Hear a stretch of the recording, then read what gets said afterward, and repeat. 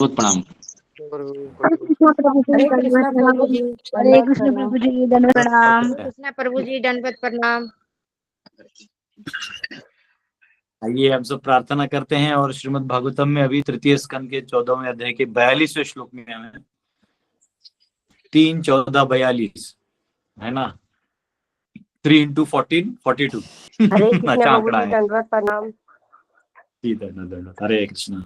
आइए हम सब प्रार्थना करते हैं और भागवतम में प्रवेश करते हैं। अभी दीदी जो है उनको पता चल गया है कि जो हमारे गर्भ में आने वाले बच्चे हैं ये काफी अनुपयुक्त समय में हमने संबंध बना के इनको प्रकट किया है, तो आसुरी शक्तियां इसमें प्रवेश करेंगी। परंतु एक माता का मोह, डर रही थी कि मेरे बच्चों को कुछ हो ना जाए। देखिए बच्चा भी आया भी नहीं है, इन मोह इतना स्ट्रांग होता है कि वो स्टार्टिंग से ही आ गया है। तो अब वो जो है उनको वो बोल रही है ऐसा तो नहीं होगा कि ये मतलब अब वो बोलने वाली आ गई कि उनको डर क्या चीज का है। वो समझ तो गए कि भाई अपने पति भी बोल रहे हैं और ये होने वाला है, तो उनका डर और फिर उसका निराकरण इसका हम लोग आज के क्लास में लेंगे। श्रीनाथ जी पर आपको म्यूट करना पड़ेगा, आपका अनम्यूट है। हरे कृष्णा। ओम नमो भगवते वासुदेवाय। ओम नमो भगवते वासुदेवाय। ओम नमो भगवते वासुदेवाय। नारायणं नमस्कृत्य नरं चैव नरोत्तमं देवीं सरस्वतीं व्यासं ततो जयमुदीरयेत्। नष्टप्रायेषु भद्रेषु नित्यं भागवत सेवया भगवती उत्तम श्लोके भक्तिर्भवति नैष्ठिकी। कृष्णाय वासुदेवाय देवकी नंदनाय च नंदगोपकुमाराय गोविंदाय नमो नमः। हरे कृष्णा कृष्ण कृष्ण हरे हरे, हरे राम राम राम हरे हरे। ओम अज्ञानतिमिरन्धस्य ज्ञानाञ्जनशलाकया चक्षुरुन्मिलितं येन तस्मै श्रीगुरुवे नमः। नमो विष्णुपदाय कृष्णपृष्ठाय भूतले श्रीमते भक्तिवेदांत स्वामिनिधि नाम्ने नमस्ते सरस्वती देवे गौरवाणी प्रचारणे निर्विशेष शून्यादि पाश्चात्य देशतारणे। जय श्री कृष्ण चैतन्य प्रभु नित्यानंद श्री अद्वैत गदाधर शिवासदि गौर भक्त वृंद। हरे कृष्णा कृष्णा कृष्णा हरे हरे, हरे राम राम राम हरे हरे। तो 42वां श्लोक लेते हैं।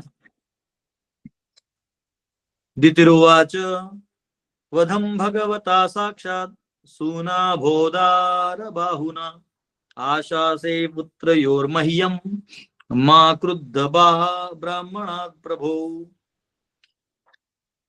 Diti said, "It is very good that my sons will be magnanimously killed by the arms of the personality of Godhead with his Sudarshan weapon.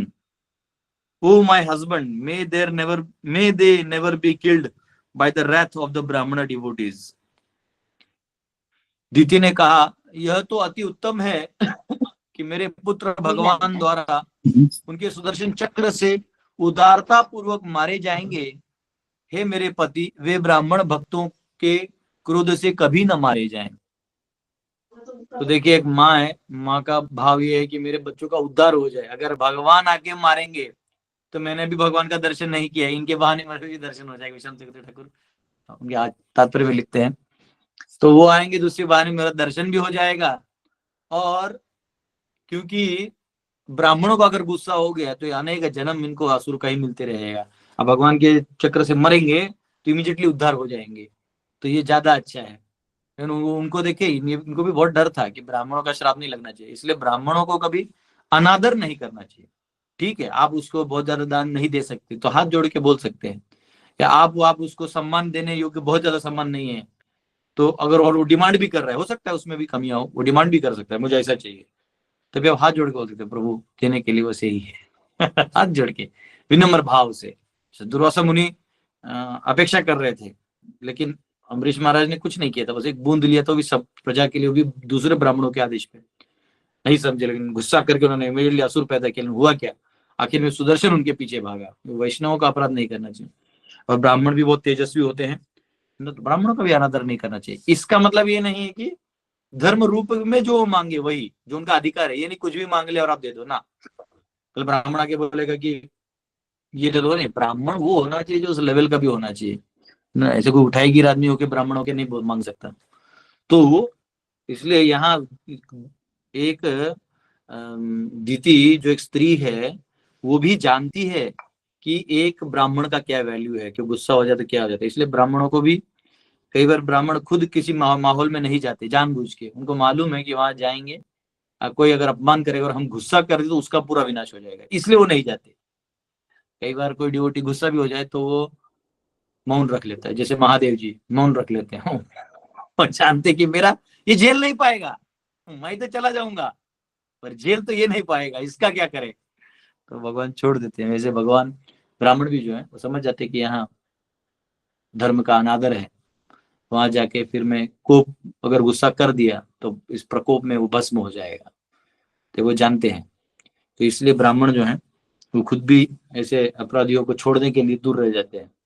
लेकिन अगर आप फिर भी जाके करोगे तो फिर वो बहुत रिस्की है। तो यहाँ खुद दीति कह रही हैं कि हे प्रभु, ये कृपा करके यही अच्छा रहेगा कि मेरे बच्चे भगवान के हाथ से मारे जाए। मतलब वाह, ये माँ है जो जानती है कि बच्चे अब रहने लायक है नहीं मरेंगे तो ये जरूर, लेकिन मरे तो भगवान के हाथ से मरे, हिस्टोरिकल नाम तो हो, है ना। 43 न ब्रह्मदंड दग्धस्य न भूत भयदस्य च नारकाश्चानुगृह्णन्ति याम याम योनि समोगतः। A person who is condemned by a brahmana or is always fearful to other living entities is not favored either by those who are already in hell or by those in the species in which he is born. जो व्यक्ति ब्राह्मण द्वारा तिरस्कृत किया जाता है या जो अन्य जीवों के लिए सदैव भयप्रद बना रहता है, उसका पक्ष न तो पहले से नरक में रहने वालों द्वारा न ही उन योनियों में रहने वालों द्वारा लिया जाता है जिसमें वह जन्म लेता है। तो यहाँ कहा गया है अगर कोई ब्राह्मण प्रकोपित कर दे, हाँ, तो ऐसे व्यक्ति उसका कोई भी भविष्य नहीं है। जैसे कुत्ता है, कुत्ते को कोई उसको प्रोपतातुर में लिख दे, कुत्ता जो है, ये एक काम करो यहाँ रख दो, कुत्ता जो है इसको कोई वैल्यू नहीं देता, बेचारा इतना लॉयल रहता है, इतना इतना सब मालिक का करता है, लेकिन लास्ट में साइड वाले कुत्ते को मार देते हैं।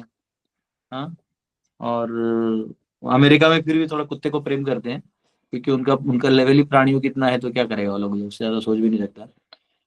तो लेकिन वो प्रेम को उनका काम का नहीं ना, कुत्ते को चाहिए यहाँ वहाँ घूमने के लिए, आप उसको एक घर के अंदर बांध देते हो, आपको लगता है बहुत अच्छा, वो मैंने उसको एसी कार में घुमाया, उसको एसी चाहिए ही नहीं लेकिन ठीक है, सब अपने अपने मन से करते हैं। तो यहाँ एक बार तिरस्कृत हो गया जीव अगर ब्राह्मण के श्राप से, तो तो वो एक्चुअली उसका कोई रिस्क वो भी बचता नहीं, इसलिए ब्राह्मणों का अनादर गलती से भी नहीं करना चाहिए। हाँ, जो हो यथाशक्ति, यथा प्रेम, यथा सामर्थ्य हमको आदर करना चाहिए। वहां बाकी चुप बैठ जाने में फायदा है, क्योंकि वो आपका कुछ नुकसान करे तो वो वही उसको ही उसका भरपाई देना पड़ेगा।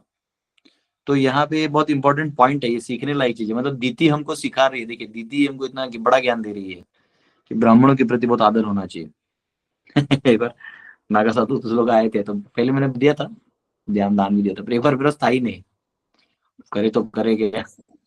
तो मैंने बोला महाराज जी आप लोग ना पेट्रोल पंप पेट्रोल भरा लीजिएगा, वो लोग गाड़ी से आते बोले तो मतलब उसका हम वहाँ पेमेंट करवा देंगे, भी हाथ में बस इतना ही है। कोई बात नहीं, बहुत खुश थे वो लोग, आशीर्वाद दिए, जाओ अच्छा हो कल्याण हो। मैंने पेट्रोल पंप पे कॉल किया, बोला इसको भर देना, फिर यहाँ वहां से जुगाड़ करके कर दिया था। तो कैसा होता है कि कभी कभी आप प्यार से बोलिए, अगर आपसे नहीं हो रहा है तो प्यार से बोल दीजिए, कोई दिक्कत नहीं। आप वो लोग कोई भी समझता है, कोई भी, कोई भक्त हो, कोई नॉर्मल व्यक्ति भी, मैं कहता ब्राह्मण तो फिर भी बहुत ऊंचा स्थान हो गया किसी का, जो ब्राह्मण कौन, जो ब्रह्म जानाति थे ब्राह्मण, जो भगवान के बारे में चिंतन कर रहा है, बोल रहा है, उसको तकलीफ नहीं देना चाहिए, अनादर नहीं करना चाहिए, बिल्कुल नहीं। क्योंकि अगर वो गुस्सा हो गया ब्राह्मण को हत्या नहीं कर सकते थे राजा लोग भी, ब्राह्मण अवध्य कहते थे, अवध्य है उसको हाथ नहीं लगा सकते। और ब्राह्मण कभी राजाओं के मैनेजमेंट में इंटरफेयर नहीं करता था, वो इंटेलेक्चुअली जो डिजाइन होता था उसी में राजा को अपॉइंट किया जाता था। तो ये सब हिम्मत कोई करता नहीं था। तो वो अलग है कि अगर ब्राह्मण घमंड हो जाए, पाखंडी हो जाए, तो फिर वो पतन का कारण भी हो जाता है, वो अपना उसका भी अपना साइंस है। लेकिन यहाँ पे एक नॉर्मल व्यक्ति को ये विचार रहना चाहिए। अब कश्यप मुनि जो है वो जवाब दे रहे हैं, 2 श्लोक हैं 44-45। कश्यप उवाच कृतशोकानुतापेन सद्यः प्रत्यवमर्शनात् भगवती उरुमानाश्च भवे मय्यापि चादरात् पुत्रस्यैव च पुत्राणां भवितैकः सतां मतः गास्यन्ति यद्यशः शुद्धं भगवद्यशसा समम्. The learned Kashyapa said, because of your lamentation, patience and proper deliberation, and also because of your unflinching faith in Supreme Personality of Godhead, your adoration for Lord Shiva and me, one of the sons Prahlad of your son Hiranyakashipu will be an approved devotee of the Lord, and his fame will broadcast equally with that of the personality of Godhead. विद्वान कश्यप ने कहा, तुम्हारे शोक, पश्चाताप तथा समुचित वार्तालाप के कारण तथा पूर्ण पुरुषोत्तम भगवान में तुम्हारी अविचल श्रद्धा एवं शिवजी तथा मेरे प्रति तुम्हारी प्रशंसा के कारण भी तुम्हारे पुत्र का एक पुत्र प्रहलाद भगवान द्वारा अनुमोदित भक्त होगा और उसकी ख्याति भगवान के ही समान प्रचारित होगी. कल हमने वो देखा ना, नरसिंह पुराण का व्याख्या आया था, जहां तप करने गए थे हिरण्यकशिपु, तो तोता के नारायण नारायण बोला. दूसरे पेड़ के पास गए तो दो तोते नारायण नारायण बोले, तो बोला आज भी मैं तपस्या नहीं करूंगा. फिर वो आ गया कैदू के पास, और तभी वो बोल रहा है क्या हुआ स्वामी आप आ गए. बोलते ये नारायण नारायण का उच्चार हो रहा है. तो ऐसा कहते हैं कि संग करते वक्त नारायण नाम आ गया था. नारायण नाम मात्र से एक वैष्णव का जो है प्राकट्य हो गया. तो कह रहे हैं कि ऐसा एक भक्त आपके घर पे जन्म लेगा, जो भक्त यानी आपके बेटे के पास एक बेटा होगा जो बहुत बड़ा भक्त बनेगा. ये कश्यप मुनि ने बता दिया. अब बात सोचिए, अब आप कहेंगे प्रभु जी अभी ना पहला बेटा आया है, लोग नॉर्मली कोई संग करे तो बच्चा ही होगा, इसका कोई गारंटी नहीं, बेटा होगा बेटी होगा, कुछ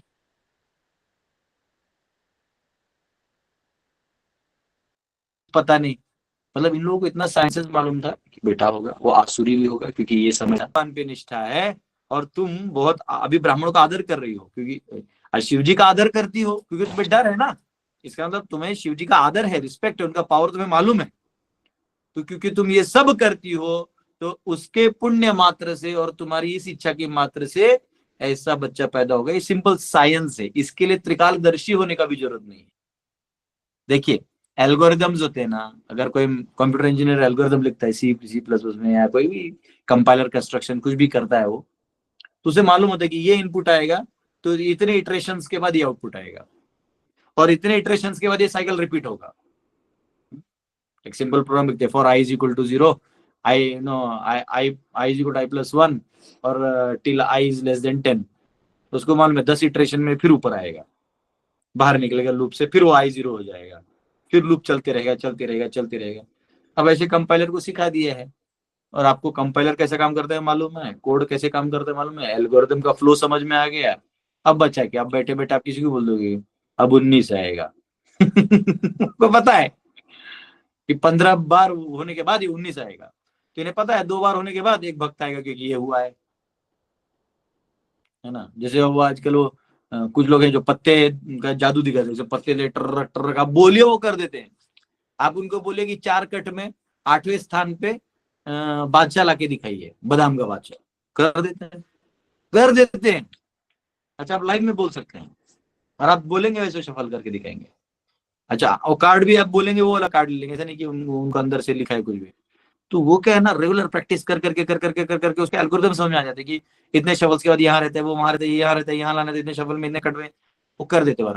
अब कैसे करते हैं नहीं करते हैं, हाथ चालाकी तो नहीं होता है, लेकिन वो स्टडी इतना स्ट्रांग होता है. हाँ अभी भी एक वीडियो देख रहा था, उसमें नागा साधु बोल रहे कि कैसे अग्नि को मंत्र से रोक देते हैं. तो आप अग्नि के ऊपर सो सकते हैं, कुछ नहीं होगा. हमारा नॉर्मल, हम चूल्हे को भी आग लगाते हैं या गैस भी लगाते हैं, ऐसे रहते हैं हम थोड़ा कि दूर हमारे ऊपर ना आ जाए. और यहाँ ये लोग मंत्र से उसको रोक दिया है कि उसके प्रवाह जाएगा ना, जहाँ है वहीं रहेगा, आप यहाँ बैठे रहो. और उसका स्टडी होता है, उसमें आपका माइंड का कंट्रोल होना चाहिए, एलिमेंट्स पे कंट्रोल होना चाहिए, मंत्र के ऊपर आपका मंत्र सिद्धित होना चाहिए, फलीभूत होना चाहिए. तो वैसे कश्यप मुनि जान गए कि ये भक्त है, ये भगवान को बड़ा मानती है, वो चाहती भी है कि मेरा उद्धार हो मेरे बच्चों का. तो एक याद रखिए, सुर असुर जो है ना किसी के घर पे जन्म ले सकता है. भगवान के घर पे भी सांबा जन्म लिया था, और हम सब भगवान के ही हैं। तो सुर असुर जो है ये कोई दो अलग नहीं होते, ये कोई दो अलग अलग जनगणना नहीं है। सुर वो होता है जो भगवान के इच्छाओं के अनुरूप कार्य करे। असुर वो होता है जो भगवान के इच्छा के विपरीत काम करे। भगवान क्या चाहते हैं, भगवान क्या चाहते हैं बताइए, चलिए आप लोग बताइए क्या चाहते हैं भगवान, हे प्रभु क्या चाहते हैं। धर्म से चलो, धर्म की रक्षा करो। रक्षा नहीं, मतलब धर्म से चलो। धर्म के मार्ग पे चलो। धर्म के मार्ग पे चलने से क्या होगा, क्या चाहते हैं भगवान। अधर्म पे चलने की वो भी तो एक रास्ता है, अधर्म पे भी चल सकते हैं, क्या दिक्कत है। क्यों चाहते हैं भगवान आप धर्म के रास्ते पे चलिए। तो बैलेंस बनी रहती है। बैलेंस बनाने के लिए आपके चलने से क्या लेना देना है। एक पुल है, उसके ऊपर अगर एक आदमी नहीं भी चलेगा तो बैलेंस, पुल तो पुल है पहले बना हुआ है, उसमें धर्म का बैलेंस है, धर्म का बैलेंस। ये सची माता।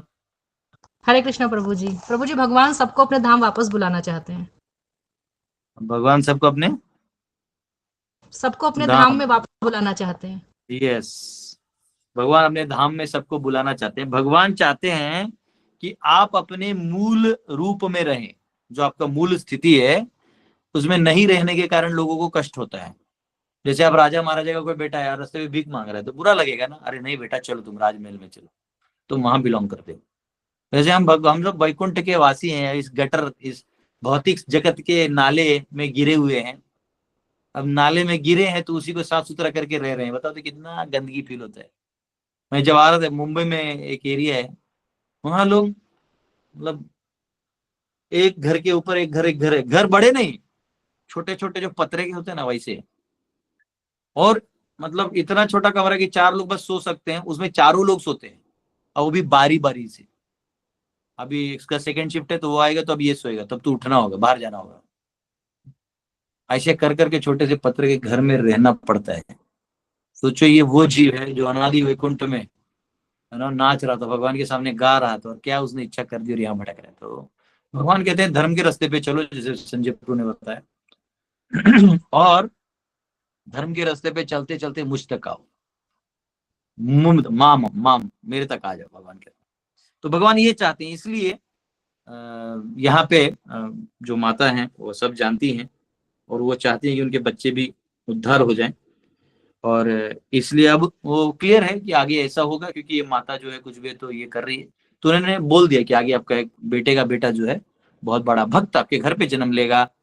और प्रहलाद का भी मुझे लगता है, क्योंकि प्रहलाद को फिर भगवान ने वचन दे दिया कि जाओ। जब उन्होंने देखो, अभी मैं आपको डिफरेंस बताता हूँ। अभी जैसे एक आईआईटी बाबा भी फेमस है। योग, वो आईआईटी बाबा कह रहे हैं कि अपने माँ बाप के बारे में जब पूछते हैं तो बोलते हैं हो सकता है माँ बाप ने कुछ बोल दिया तो अब बच्चा गुस्सा हो जाता है, ठीक है, और माँ बाप भी क्या करेंगे, उनकी आसक्ति है तो ठीक है ना। तो आपने संसार त्याग कर दिया पर उनके प्रति नफरत नहीं होना चाहिए, उनके प्रति नफरत नहीं होना चाहिए। यही देखो प्रहलाद, जो हिरण्यकशिपु जिसने इतने हत्याएं की, जो असली में मतलब असुर था। तो ये लोग तो क्या असुर थोड़ी, अपने बेटे को बोले हैं सिर्फ थोड़ा बहुत, या कुछ बोल दिए होंगे, लड़ाई झगड़ा होता है घर में, लोग बोल देते हैं कुछ। ये प्रहलाद ने, जो पिता असुर थे, जब उनका वध हो गया और भगवान ने बोला वर मांगो, तो वो नहीं मांग रहे थे, फिर भी बोला वर मांगो, तो बोले मेरे पिता को आप उद्धार कर दीजिए। बात समझिए। तो आपको अगर पिता आपका असुर भी हो गया तो आपका भाव ये होना चाहिए। वैष्णव और नॉर्मल त्यागी लोगों में डिफरेंस है ना, अव्यक्तवादी जो शिव बनना चाहते हैं, और एक जो वैष्णव है, उसमें फर्क ये होता है कि वो जो उनको बता रहे हैं कि मेरे पिता का आप उद्धार कर दीजिए। अब ब्रह्मा सॉरी भगवान क्या वो दे रहे आशीर्वाद कि जाओ मैं तुम्हारे 21 पुश्तों का उद्धार कर दूंगा। जो भी भक्त है उसके मैं 21 पुश्त उद्धार करता हूँ, 10 पीछे वो खुद का और 10 आगे, 21 पुश्त भगवान पार करा देते हैं। इसलिए अगर आप भक्त बन जाते हैं, अव्यक्तवादी नहीं, निराकारवादी नहीं, भक्त बन जाते हैं, जब भगवान के इतना आपको श्रद्धा है, भगवान नारायण पे, भगवान कृष्ण पे, विष्णु पे, तब आपका पूरा 21 जनरेशन उद्धार हो जाता है। ये जो महाकुंभ में या धार्मिक स्थानों में जन्म मिलता है भारत में, ये ऐसे नहीं मिलता है। जरूर हम में से हम किसी के रिश्तेदार रहे होंगे जो उद्धार हो गया, उसके चक्कर में हमें ये मौका मिला है, इसको गंवाना नहीं है, इसको पूरा फलीभूत करना है।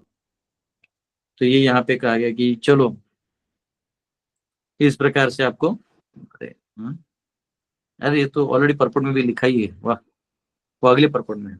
तो इस प्रकार से उन्होंने कहा कि आपको ऐसा जन्म, ऐसा घर पे आपके बच्चा आएगा। ओके, तब आता है 46। योगै अहमेव दुर्वर्णम भावयिष्यन्ति मा साधवः नैर्वैरादिभिरात्मानं यच्छीलम् अनुवर्तितुम्। In order to follow in his footsteps, saintly persons will try to emulate his character by practicing freedom from animosity, just as the purifying process rectify gold of inferior quality. उसके पद चिन्हों के अनुसरण करने के लिए संत पुरुष शत्रुता से मुक्त होने का अभ्यास करके उसके चरित्र को आत्मसात करना चाहेंगे। जिस तरह शुद्धिकरण की विधियां निम्न गुण वाले सोने को शुद्ध कर देती हैं। प्रभु वो मोबाइल से खेलो नहीं, वो जो भी है मैं इधर से दिखते हो, तो तुम कोई भी मोशन करते हो ना तो मुझे दिखता है, तो मोशन नहीं करो, नहीं कुछ भी नहीं करो, जरूरत नहीं है, एकदम बंद कर दो, क्योंकि वो सामने दिखता है ना। तो यहाँ कहा गया है कि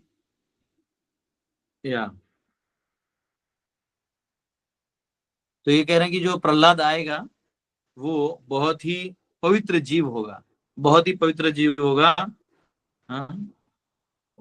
उसका जीवन चरित्र ऐसा होगा कि लोग उसके जीवन चरित्र का अनुगमन करना चाहेंगे।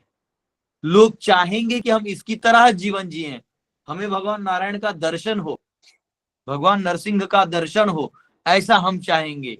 तो ये ऐसे प्रकार का वो व्यक्ति होगा जिसमें किसी के प्रति कोई राग नहीं, कोई द्वेष नहीं। अद्वेष्टा सर्वभूतानां मैत्र करुण एव च निर्ममो निरअहंकार। तो वो कह रहे हैं कि वो उसको कोई प्रकार का राग नहीं, द्वेष नहीं, किसी के प्रति कोई नफरत भी नहीं। देखिए वैष्णव का बहुत ऊंचा स्थान होता है, उनको कोई निंदा कर दे, कोई गुस्सा हो जाए तो बहुत ज्यादा वो गुस्सा भी होंगे तो सामने वाले के को आगे से अपराध रोकने के लिए, खुद के लिए नहीं होता। कोई गुस्सा तो होते हैं ना, वैष्णव गुस्सा होते हैं। सम सुख दुख क्षमी, सम दुख सुख क्षमी, संतुष्ट सततम योगी यथात्मा दृढ़ निश्चय मयि अर्पित मनोबुद्धि यो मद भक्त समी प्रिया। भगवान यहाँ सब भक्तों का गुण बताते हैं कि मेरा भक्त अद्वेषी होता है, सर्वभूतानाम सभी जीवों पे प्रेम करता है। उसके लिए ये लीनिएज नहीं कि ये लगे नहीं, कोई कहीं जन्म ले सकता है। असुर के घर पे एक महान भक्त आ सकता है, महान भक्त के जन्म पे एक असुर आ सकता है। भक्त जो है अपने आप में संयमी, आत्म संयमी, भगवत प्रेमी ऐसा होता है। वो कभी किसी को नाराज नहीं करना चाहता। एक्चुअली अगर भक्त किसी को नाराज कर दे रात भर बहुत बुरा मानता है, पूरा उसको बहुत कष्ट होता है, बहुत कष्ट होता है। लेकिन कभी कभी क्या है ना, कुछ लोगों को समझता ही नहीं कि कैसे आदान प्रदान करना चाहिए, नहीं करना चाहिए, तो फिर दूरी बनाते हैं ताकि वो व्यक्ति समझे कि उसकी क्या कमियां हैं, वो अपने आप में सुधारना लाए। क्योंकि बोल देने से कटुता निर्माण हो सकती है, इसलिए कभी कभी वैष्णव मौन धारण कर लेते हैं। लेकिन इसका मतलब ये नहीं कि वो अज्ञानी है या कमजोर है, वैष्णव छोड़ देते हैं। गुरु कभी कभी अपने शिष्य को देखते हैं थोड़ा बहुत कर रहे हैं तो पहले बोलते हैं, समझाते हैं, फिर भी देख रहे कर रहे थे, थोड़ा छोड़ देते हैं क्योंकि अनुभव लेके आएगा तभी सब सीखेगा, वो जानते हैं।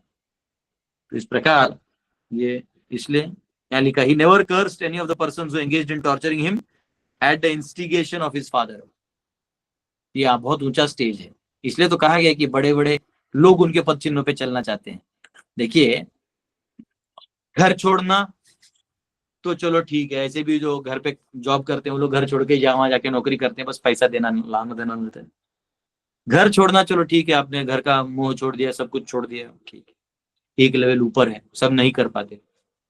लेकिन घर छोड़ के अब आप भगवान के पीछे भाग रहे हो, वो भी ठीक है। भगवान में भी पर्सनल इम्पर्सनल वाला बात होता है, उसमें पर्सनल भी आप हो गए तो भी समझो, क्योंकि भगवान का प्रचार कर रहे हो ना, तो लोग आपको कष्ट देंगे। जैसा भी एक कुंभ में एक बाबा कांटे पे सोए, मोटी अम्मा आगे अम्मा बोल रही है, ये करो, अरे बोल रहे हमारे मेहनत के पैसे से तुम खा रहे हो। अरे तुमको मेहनत करने कौन बोला?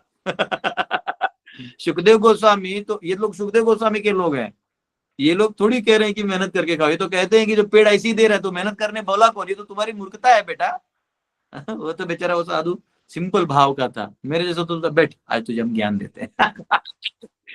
मेहनत कर देगा क्या होता है?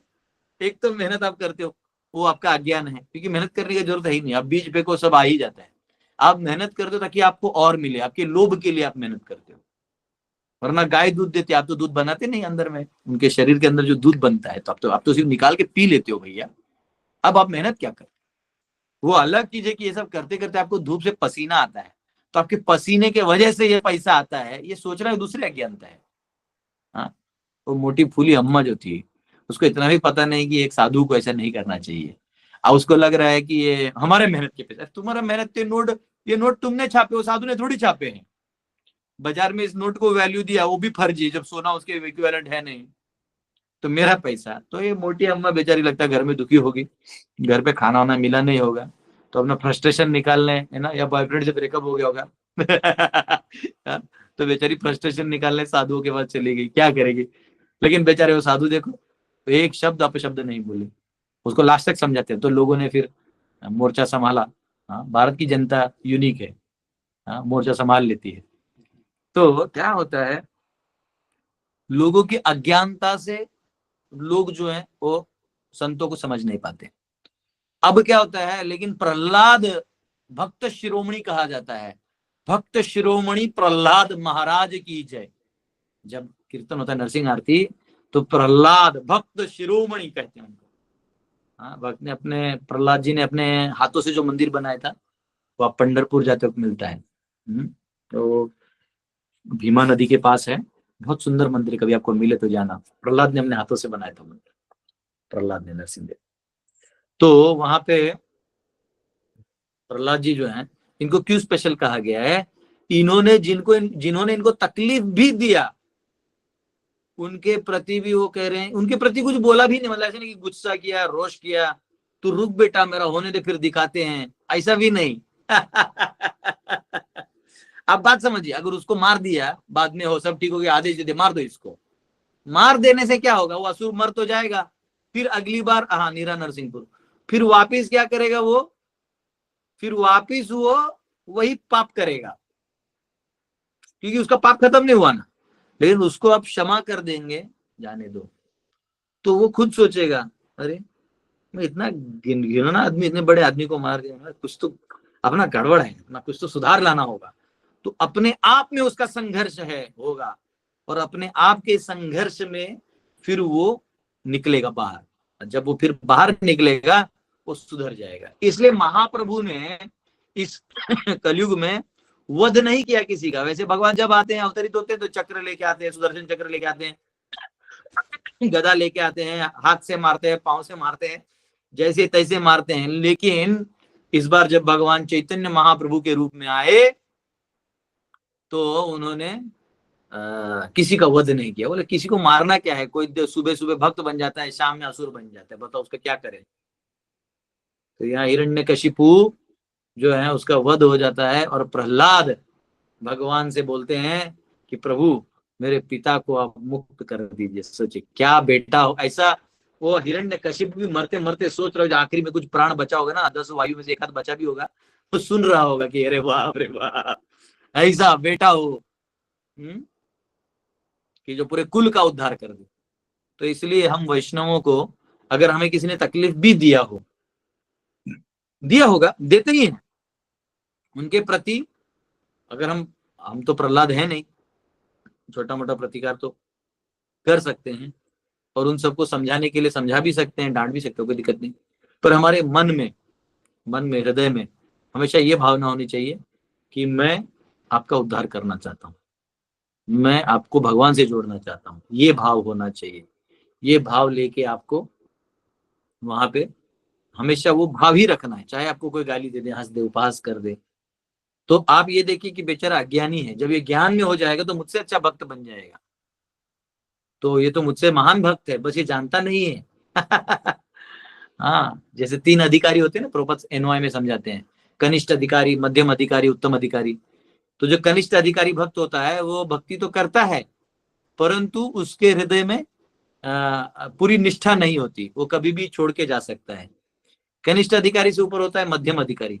मध्यम अधिकारी भक्ति करता है परंतु भेद भी करता है, साथ साथ प्रचार भी करता है, लेकिन भेद करता है, ये अच्छा है बुरा है। लेकिन उत्तम अधिकारी जो है वो सोचता है मैं भक्ति नहीं हूं, वो सोचता है मैं भक्ति नहीं हूं, सभी भक्त हैं। तो ऐसा क्यों सोचता है?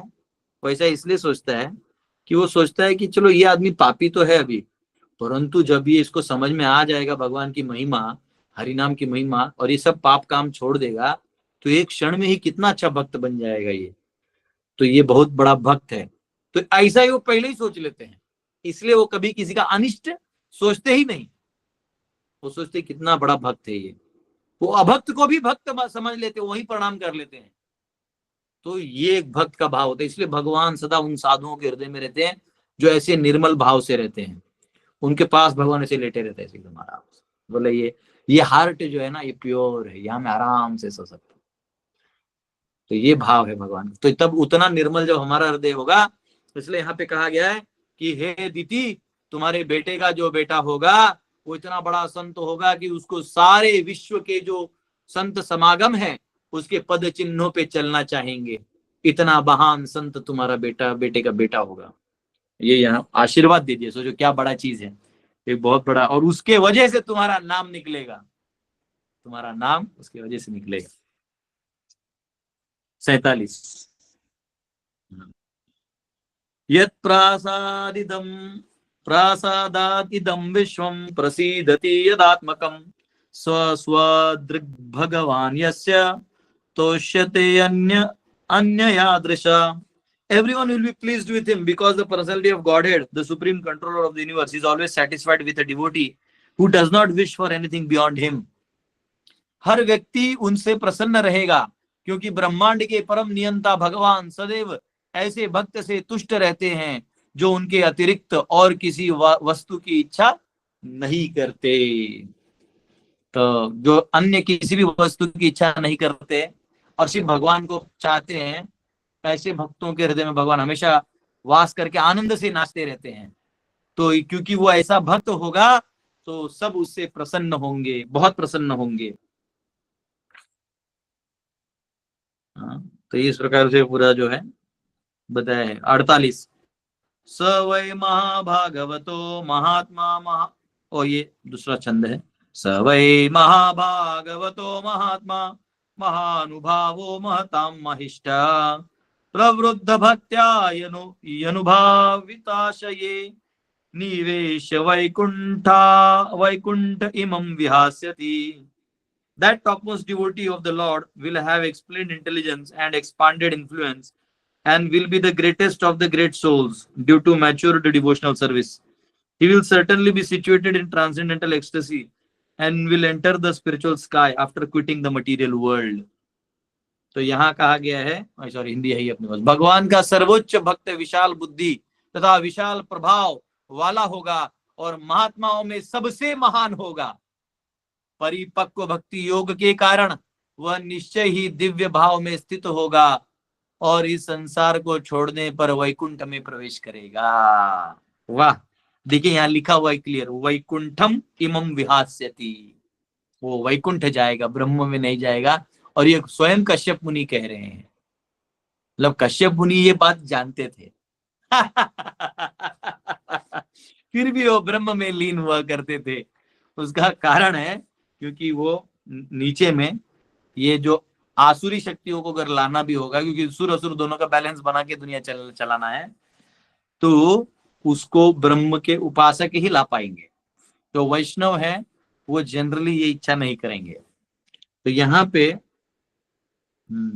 ये पूरा वैकुंठ का ज्ञान उन्होंने यहाँ दे दिया कि आपका जो जाएगा बेटे का बेटा वो सीधा वैकुंठ जाएगा। तो यहाँ पे भक्ति का 3 भाव बताया प्रभुपाद ने तात्पर्य में। There are 3 stages of transcendental development in devotional service. पहला स्थाई भाव, अनुभाव एंड महाभाव। तो स्थाई भाव मतलब क्या? Continual perfection, perfect love of God is called स्थाई भाव। यानी भगवान के प्रति आपका प्रेम कंटिन्यूअस है, उसको स्थाई बोलते हैं। And when it is performed in particular type of transcendental relation is called अनुभव। या एक प्रकार के रस को लेके जब आप वो भाव को प्रकट करते हैं उसको बोलते हैं अनुभाव। And but the stage of mahabhava is visible amongst the most personal pleasure potential of the energy of the Lord. और ये जो भगवान की अंतरंगा शक्तियां होती हैं वो इस महाभाव को प्रकट कर पाती है, जैसे श्रीमती राधा रानी जो सभी अष्टविकारों को दिखा पाती हैं। वो दिखा पाते मतलब होता है, हमें होता नहीं, हम और हमें कोई दिखाए तो वो नौटंकी है, ड्रामा है, ठीक है। राधा राधे ऐसे करना वो आसान है, वो मतलब आप मन में भी थोड़ा रख दिए तो आंख से पानी आ जाएगा, लेकिन उस भाव में ओरिजिनल जाना वो अलग स्टेज है। तो महाभाव है ना। It is understood that grandson डीटी name Prahlad was confident maintain. तो ये जो भी है तो इस प्रकार से वो चला जाएगा, ठीक है। बचा कितना है, एक कुछ ज्यादा नहीं बचा, हम लोग खत्म कर देंगे आज। 49 अलम पटः शीलधरो, अलम पटः शीलधरो गुणाकरो हृष्ट परध्यर्या व्यथितो दुखितेषु अभूत शत्रर जगतः शोकहर्ता नैदाघिकं तापम इवोडुराजः। He will be virtuously qualified reservoir of all good qualities. He will be jolly and happy in others' happiness, distressed in others' distress, and will have no enemies. He will be destroyer of the lamentation of all the universes, like the pleasant moon after the summer sun. वह समस्त सद्गुणों का अतीव सुयोग्य आगार होगा, वह प्रसन्न रहेगा और अन्यों के सुख में सुखी, अन्यों के दुख में दुखी होगा, तथा उसका एक भी शत्रु नहीं होगा। वह सारे ब्रह्मांडों के शोक का उसी तरह नाश करने वाला होगा जिस तरह ग्रीष्मकालीन सूर्य के बाद सुहावना चंद्रमा। जैसे ग्रीष्मकालीन यानी गर्मी के समय में रात में जब सुहावना चंद्रमा आ जाता है तो कितना शीतल प्रदान करता है। हाँ, उस ब्रह्मांड के शोक को उस तरह शांत कर देगा। हाँ, वह समस्त सद्गुणों अतीव सुयोग्य आगार होगा, सभी गुणों का आगार होगा। भगवान की 16 शक्तियां हैं, उनमें से एक है निद्रा वाली शक्ति, वो हर कथा में प्रवेश करती है। अपना स्थान बना लेती है। तो इस प्रकार वो सभी गुणों का आगार होगा और दूसरों के सुख में सुखी और दूसरों के दुख में दुखी होने वाला व्यक्ति होगा, यानी वो वैष्णव होगा। हाँ, अवैष्णव क्या करता है, वो उल्टा करता है। उसके लिए भक्तिनाथ ठाकुर एक गीत लिखते हैं, वो अपने ऐसे बोलते हैं कि मेरे अपना बारे में बताते हैं सर, लेकिन एक्चुअली भक्तिनाथ ठाकुर तो बड़े संत हैं, पर वो जनता को समझाने के लिए कि आपका क्या भाव है। हाँ, वो कहते हैं ना, आमार जीवन सदा पापे रत नाहिक पुण्येर लेश। हाँ, वो कहते हैं आमार जीवन सदा पापे रत, मेरा जो जीवन है, ये तो पहले में आ जाना चाहिए था, हमारा जीवन ये रहा। हाँ, मेरा जीवन जो है सदा पापों से रत है, पुण्य का लेश मात्र भी नहीं है। परेर उद्वेग दियाची एकत दियाची जीवेर क्लेश। मैं तो उद्वेग यानी मैं मैंने इतना लोगों को तकलीफ दिया हुआ है, और क्या किया है, दिया ची जीवेर क्लेश, सभी अन्य जीवों को क्लेश दिया, ऐसा अपना स्वभाव बना के रखा है। निज सुख लागी पापे नाही डोरी दयाहीन स्वार्थ पर।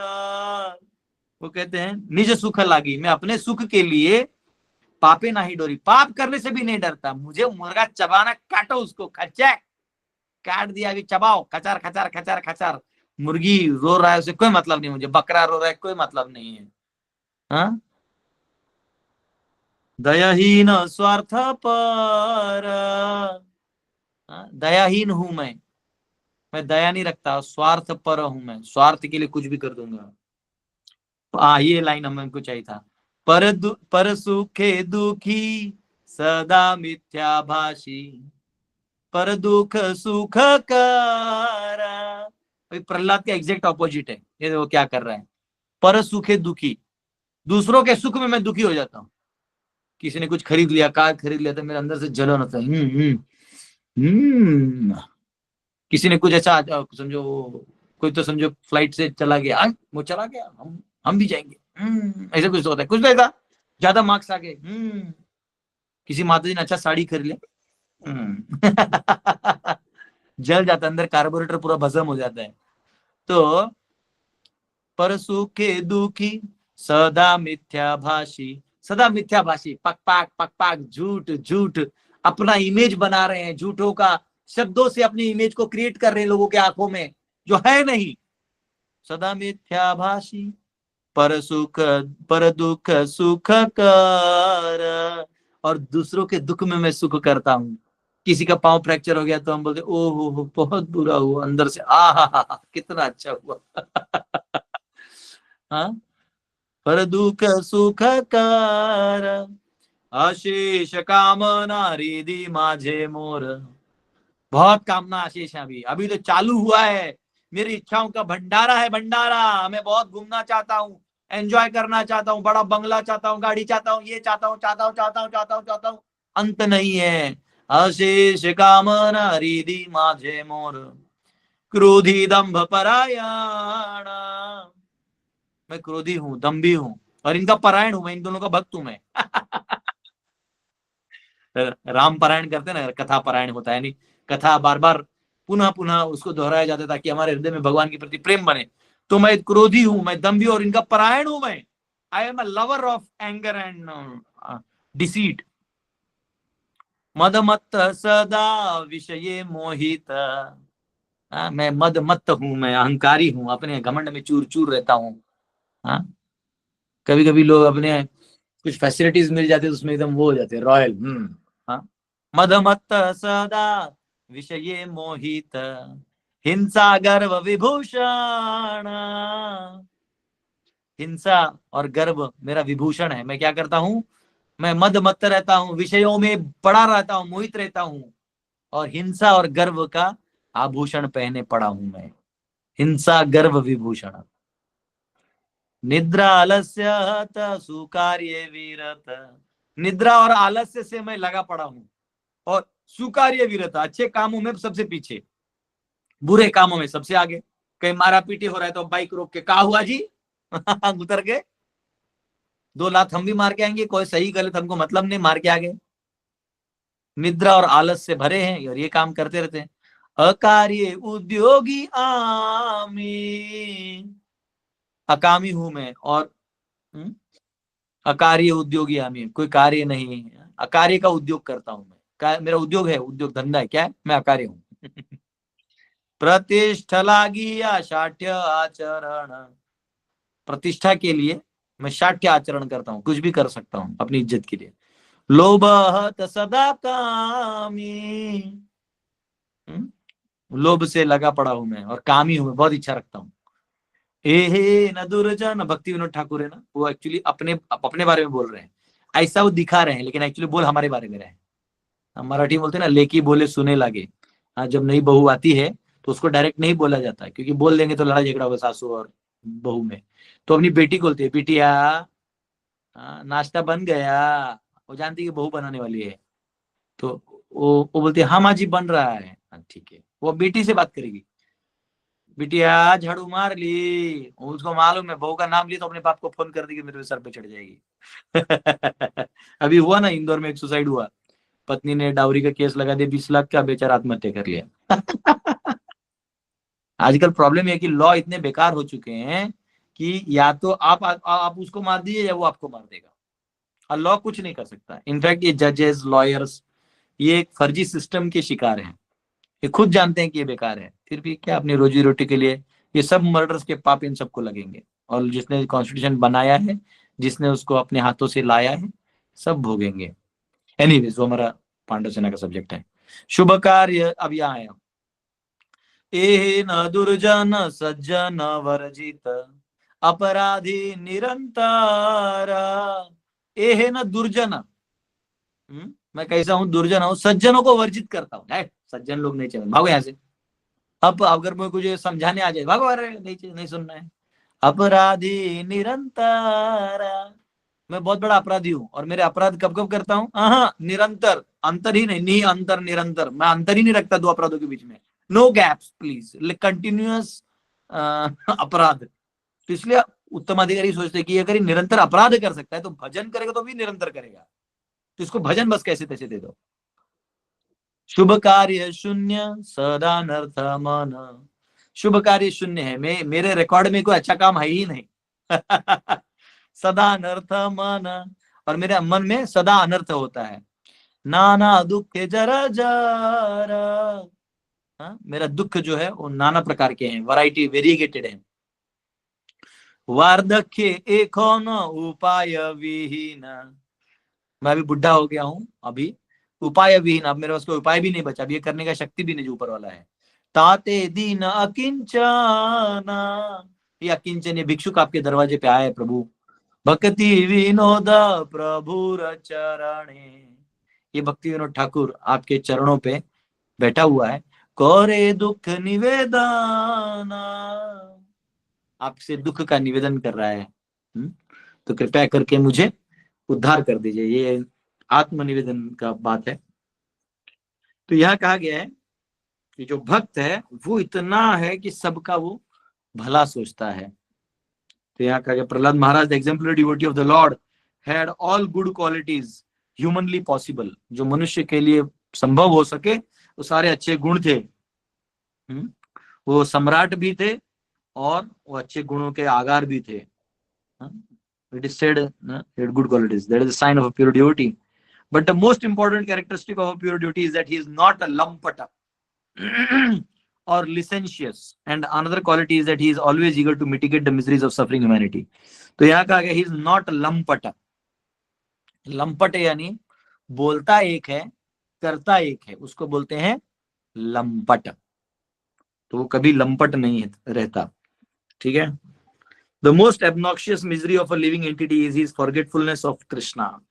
क्योंकि एक जीव का सबसे दुखदायी स्थान है कि वो भगवान को भूल जाता है। तो ये जो है एक शुद्ध भक्त जो है, और वो a pure devotee therefore always tries to evoke Krishna, everyone's Krishna consciousness. That is panacea of all miseries. सभी दुखों का मूल कारण भगवान को भूलना है, तो भगवान को देने का काम जो है भक्त करते हैं। 50वां, अभी 2 ही श्लोक बचे, 50 और 51, और फिर अध्याय खत्म हो जाएगा। फिर अगला अध्याय ही है description of kingdom of God, पूरा वैकुंठ का वर्णन आने वाला है। क्या क्या वर्णन आने वाला है वही देखेंगे हम लोग जाके, वहां क्या होता है क्या नहीं होता है ना। The gods of worship Fortune worship the Lord in their own gardens by offering Tulsi leaves, ये सब दिया हुआ है। सब वैकुंठ का वर्णन आएगा, वैकुंठ का वर्णन सुनना है सबको, तो सुनिए। 50वां भी 2 श्लोक है ये अध्याय के। अंतर्बहिश्चामलं भजनेत्रं स्वपुरुषेच्छानुगृहीत रूपं पौत्रस्तव श्रीललनाललामं दृष्टा स्फुरत्कुण्डल मंडिताननम। Your grandson will be able to see inside and outside the Supreme Personality of Godhead, whose wife is beautiful goddess of fortune. The Lord can assume the form desired by his devotee, and his face is always beautifully decorated with earrings. यहाँ कहा गया है तुम्हारा पौत्र, पौत्र यानी बेटे का बेटा, भीतर तथा बाहर से उन पूर्ण पुरुषोत्तम भगवान का दर्शन कर सकेगा जिनकी पत्नी सुंदर लक्ष्मी जी हैं। भगवान भक्त द्वारा इच्छित रूप धारण कर सकते हैं और उनका मुखमंडल सदैव कुंडलों से सुंदर ढंग से अलंकृत रहता है। तो यहाँ इस प्रकार से भगवान का दर्शन जो है प्रहलाद महाराज करेंगे, इसका पहले ही उन्होंने दे दिया, ठीक है। 51 मैत्रेय उवाच श्रुत्वा भागवतं पौत्रम् अमोदत दिति भृशम् पुत्रयोश्च वधं कृष्णाद् विदित स्वासीन महामनः। The great Maitreya said, hearing that her grandson would be great devotee and that her sons would be killed by Krishna, Diti was highly pleased in mind. मैत्री मुनि ने कहा, यह सुनकर कि उसका पौत्र महान भक्त होगा और उसके पुत्र भगवान कृष्ण द्वारा मारे जाएंगे, दीति मन में अत्यधिक हर्षित हुई। तो इस प्रकार, और देखो किससे मारे जाएंगे, देखो यहाँ लिखा है Krishnat, Krishnat, they will be kill by the hands, Krishnat, Krishna द्वारा। ये तभी मतलब कृष्ण 5000 साल पहले नहीं आए हैं। कृष्ण के बारे में ब्रह्मा जी सबको बताए हैं दर्शन लेने के बाद, और कश्यप भी जानते हैं कृष्ण ही भगवान विष्णु का जितने भी रूप है स्वयं कृष्ण ही विस्तृत होते हैं। कृष्णात, कृष्णात। अभी अभी आप बोलो कि प्रभुपाद हर जगह कृष्ण क्यों लिख देते हैं, क्योंकि कश्यप मुनि भी यहाँ पे अब कृष्ण प्रकट भी नहीं हुए तो कृष्ण लिख दिए, क्योंकि वो भी जानते हैं स्वयं भगवान कृष्ण ही वो है। कृष्णा भाई, कृष्णा, हरि बोल। तो यहाँ पे दिया गया है। ठीक है, थैंक यू वेरी मच। हरे कृष्णा। कोई क्वेश्चंस है पूछ सकते हैं। हरि बोल। आज हमारा ये अध्याय 14 खत्म हुआ और 15वां जो है कल से चालू होगा। और एक्चुअली प्रभु जी जो है वो थोड़े बिजी हैं, उन्होंने मैसेज डाला है मुझे, तो उनका जो क्लास है वो गर्भधान वाला हम लोग कभी बाद में कर लेंगे। वो उन्होंने मैसेज डाला था कि वो फिर यहाँ भी ट्रैवल करने वाला, हमारे साथ पूरी आ रहे हैं जो यात्रा उसमें, और उसके बाद यहाँ भी आने वाले, यहाँ आएंगे तो उनका करवा दूंगा क्लास। तो इस प्रकार 14वां अध्याय खत्म। अब जो है ये दोनों प्रकट होंगे और वैकुंठ का वर्णन होगा। यस, हरि बोल। शिल्पा माता जी ने पूछा है कि वो जो ब्रह्मन और वैकुंठ का मैंने डिफरेंस बताया वो प्लीज बता दें। तो देखिए, जो कश्यप मुनि हैं वो जानते हैं, अब कृष्ण को जानते हैं। सोचिए, मतलब ब्रह्मा जी से सारा नॉलेज है उनको, नॉलेज तो आ गया ना भाई। उनके पिता मरीचि हैं, मरीचि कुछ भी है तो ब्रह्मा जी के पुत्र हैं, तो सारा नॉलेज तो उनको था। अब सारा नॉलेज है तो कश्यप मुनि सब जानते हैं। लेकिन क्या होता है, भगवान, मैं आपको कभी वो डायग्राम बनाऊंगा कि ये लैडर चढ़ते वक्त एक्स्ट्रा क्या चाहिए कि ऊपर आ जाता है। जैसे सब्जी को तीखा बनाना है तो जब तक मिर्ची पाउडर या मिर्ची पीस के नहीं डालिएगा वो तीखा नहीं होगा। तो वो एक्स्ट्रा एलिमेंट है, तब वो बात बोल सकता है अभी सब्जी तीखा बन सकता है। तो वैसे ही कोई अव्यक्तवादी है वो भक्त कब बन सकता है, जब उसकी इच्छा हो, क्योंकि उसमें भगवान के लिए एक अलग प्रेम और रस का भाग है, तो वो अनेक जन्मों से आता है। तो वो अधिकार जब आ जाएगा तब वो आपको मिल जाएगा। तब तक क्या होगा, आपकी श्रद्धा ब्राह्मण में लगी रहेगी। आप जान तो जाओगे। अब ये इतने सारे अद्वैतवादी हैं, वैष्णव संप्रदाय को जानते हैं, लेकिन फिर उनके पास वो कृपा नहीं है ना। बात समझो, अभी भी जैसे मेला में, कुंभ मेला में 2000 प्रकार के साधु एक दूसरे को मिलते हैं, लेकिन हर एक की निष्ठा अपने तत्व पे बनी रहती है ना। तो वो ये नहीं बनेगा, ये वो नहीं बनेगा, क्योंकि वो फेथ बना होता है, उसके लिए बहुत टाइम लगता है अपग्रेड होने में। तो अपग्रेड का एक एलिमेंट होता है, तो इसमें वैष्णवों का कृपा जब बन जाता है तो वो हो जाता है। और यहाँ पे कश्यप मुनि जो है वो सेवा के लिए है, वो जानते हैं कि भगवान मुझे इस प्रकार से यूज करेंगे। हरे कृष्णा। यस, अजीत सिंह प्रभु। हरे कृष्णा, दंडो प्रणाम प्रभु जी। यस प्रभु जी, अभी यहाँ तो वो अदिति या कश्यप जी, उनका जो बच्चा है या उनका पौत्र प्रहलाद महाराज बनेंगे। इनफैक्ट उन्होंने तो गलत काम किया है दीति ने, तो इसमें ब्लेसिंग भगवान का है और इसके वजह से वो पौत्र प्रहलाद महाराज बने। अभी मेरे गांव में भी ऐसा है, एक आदमी पागल है, लिटरली पागल है, उसका बच्चा साइंटिस्ट है, बहुत बड़ा साइंटिस्ट है नासा में या ऐसा। तो ये किसी का ब्लेसिंग इतना पावरफुल होता है कि ऐसे जो आसुर है, राक्षस है या पागल के पेट में ऐसा गर्भ पैदा हो सकता है इतना बड़ा।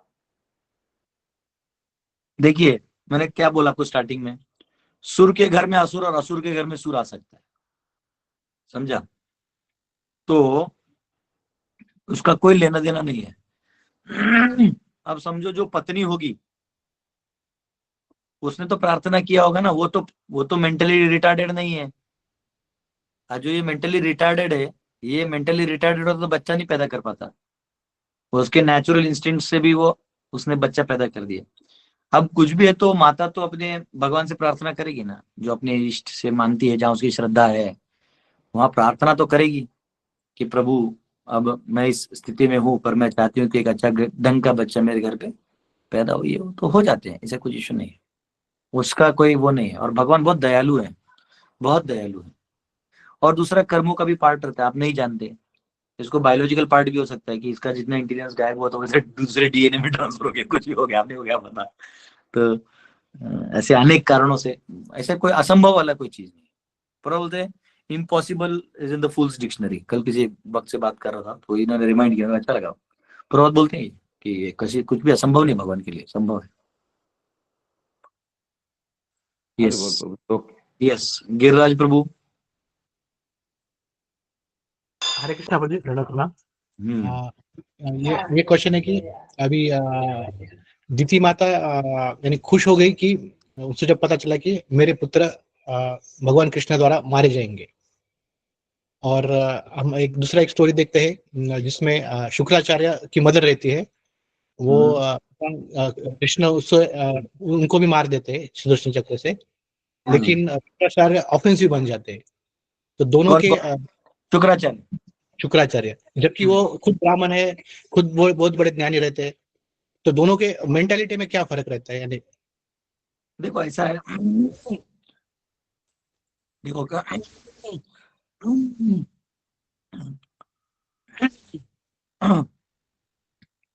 शुक्र पानी भर के लाना।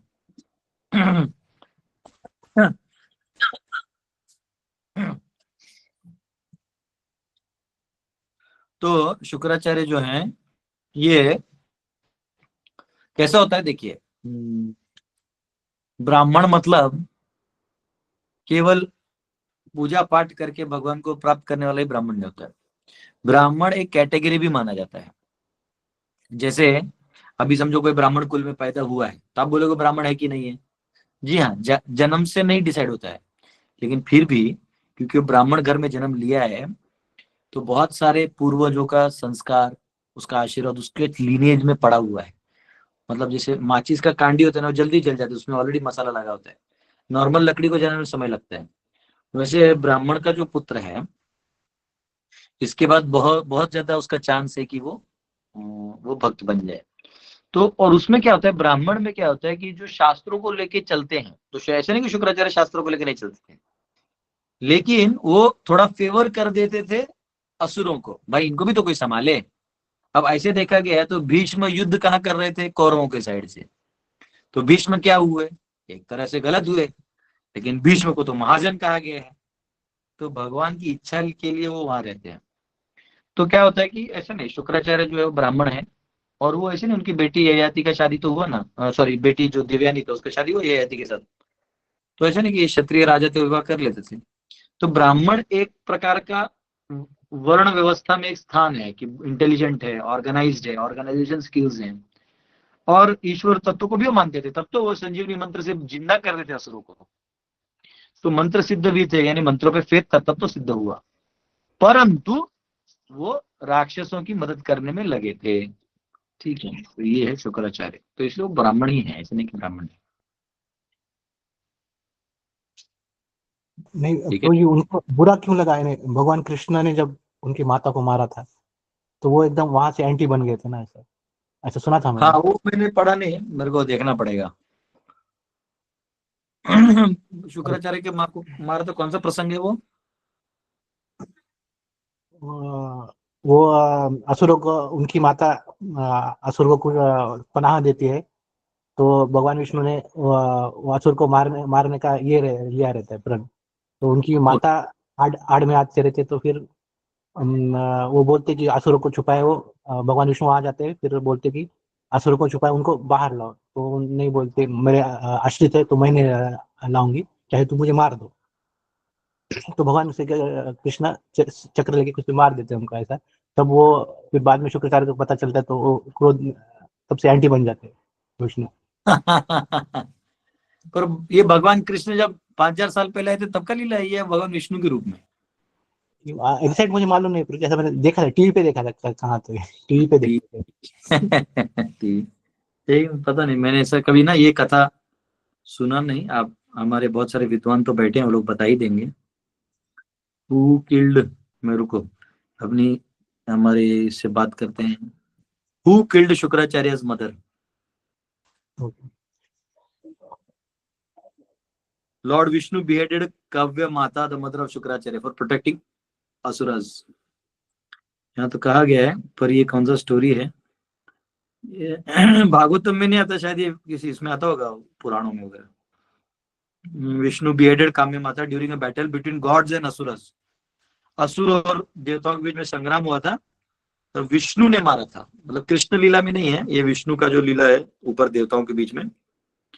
हाँ, इसलिए शुक्राचार्य हेटेड विष्णु। चलो कोई बात नहीं, इसलिए बेचारे एंटी हो गए थे, होता है ऐसे कभी, यही सब कुछ होगा कारण, वैसे तो ब्राह्मण थे वो। ओके, मंजू माता।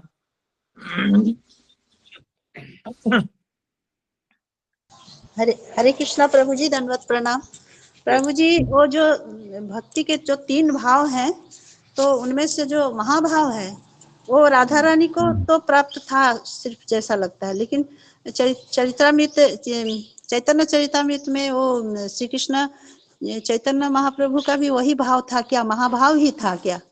हाँ, वो तो राधा रानी का भाव लेके ही तो आए थे, महाभाव ही तो लेके आए थे जी। तो इसमें और साधारण भक्तों में वैसा भाव और आता है, उनका ऐसे नहीं, महाभाव आ सकता है, पर वो बहुत रेयर केस है। वो हमारा क्या प्रॉब्लम है, हमारा थोड़ा आंसू आ गया तो हमको लगता है महाभाव आ गया। वो महाभाव बहुत अलग चीज है, सूद बूद खो देता है आदमी, वो बहुत अलग लेवल है। धन्यवाद प्रभु जी, यही जानना था। हरे कृष्णा। संजय प्रभु। हरे कृष्णा प्रभु जी, दंडवत प्रणाम। प्रभु जी, ये महाकुंभ का बहुत क्रेज चल रहा है, तो क्या हम लोगों को जाना चाहिए? ये तो मैं कब का बोल के जा, अभी क्रेज चल रहा है इसलिए नहीं, जाना ही चाहिए। वैसे भी क्रेज चले ना चले, जाना चाहिए कुंभ में हमेशा।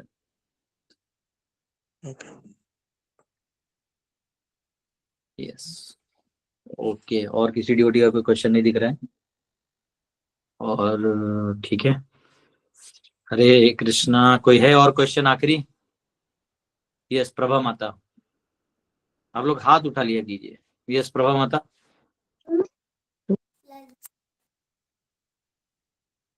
हाँ, हमारे नवनीत की मम्मी, आप ही का, आपको म्यूट हटाना पड़ेगा तब आवाज आएगा।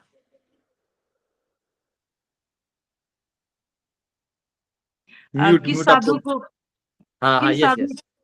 हरे कृष्ण प्रभु जी, किन साधु को हम दान दक्षिणा दें? जैसे हमको, जैसे सभी लोग मांगते हैं तो बड़ा गिल्टी फील होता है कि भाई मांग रहे हैं हम नहीं दे, तो इसमें बड़ा हम लोगों में बताया गया है कि हमें तो श्रद्धालु को नहीं देना है, ढोंगी साधु को नहीं देना है, तो दान दक्षिणा कैसे साधु को दे? मैं देखिए, इस बार के कुंभ में मैंने देखा है कि योगी जी ने सिविल ड्रेस में बहुत सारे लोगों को रखा है जो फर्जी कपड़ा पहन के आ रहे हैं। उनसे पूरा पूछा जा रहा है किस अखाड़े से और क्या हो, उधर के वेरीफाई भी किया जा रहा है।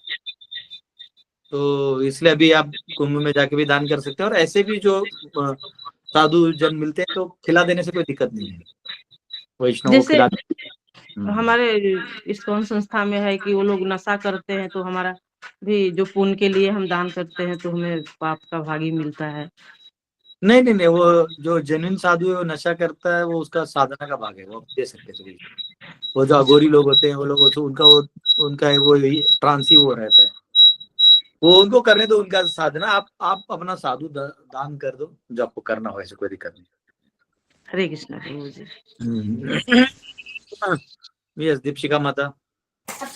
हरे कृष्ण प्रभु जी। हाँ यस, हरे कृष्ण। प्रभु जी, जैसे कि अभी आया एक कॉन्टेस्ट में कि प्रारब्ध तो पहले ही निश्चित होता है, तो फिर जैसे कि प्रभु जी ने कल बोला वो कि हिरण्यकश्यप का जन्म ऐसे हुआ, तो मतलब कर्म कांड तो मैटर नहीं करता, मतलब भक्ति, ये पूछना था। सब कुछ मैटर करता है। अब ये ज्यादा दिमाग लगाने जाइएगा तो आपको क्वेश्चंस ही आते रहेंगे, तो कुछ छोड़ दीजिए, जो हो गया हो गया।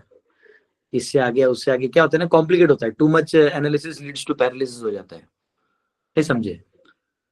और फिर वो छोड़ दीजिए, जो है सिंपल है। भगवान की इच्छा थी, प्रहलाद प्रकट हुआ या कुछ भी हुआ, वो ठीक है। कभी भगवान की इच्छा रहती है, कई बार कर्मों का भी फेरा रहता है, कई बार वो जीव दो है जिसने इच्छा किया है उसकी इच्छा पूरी करनी होती है, अनेक कारण होते हैं। तो सब कारण एक साथ समझना हमारे लिए संभव नहीं होता, ठीक है?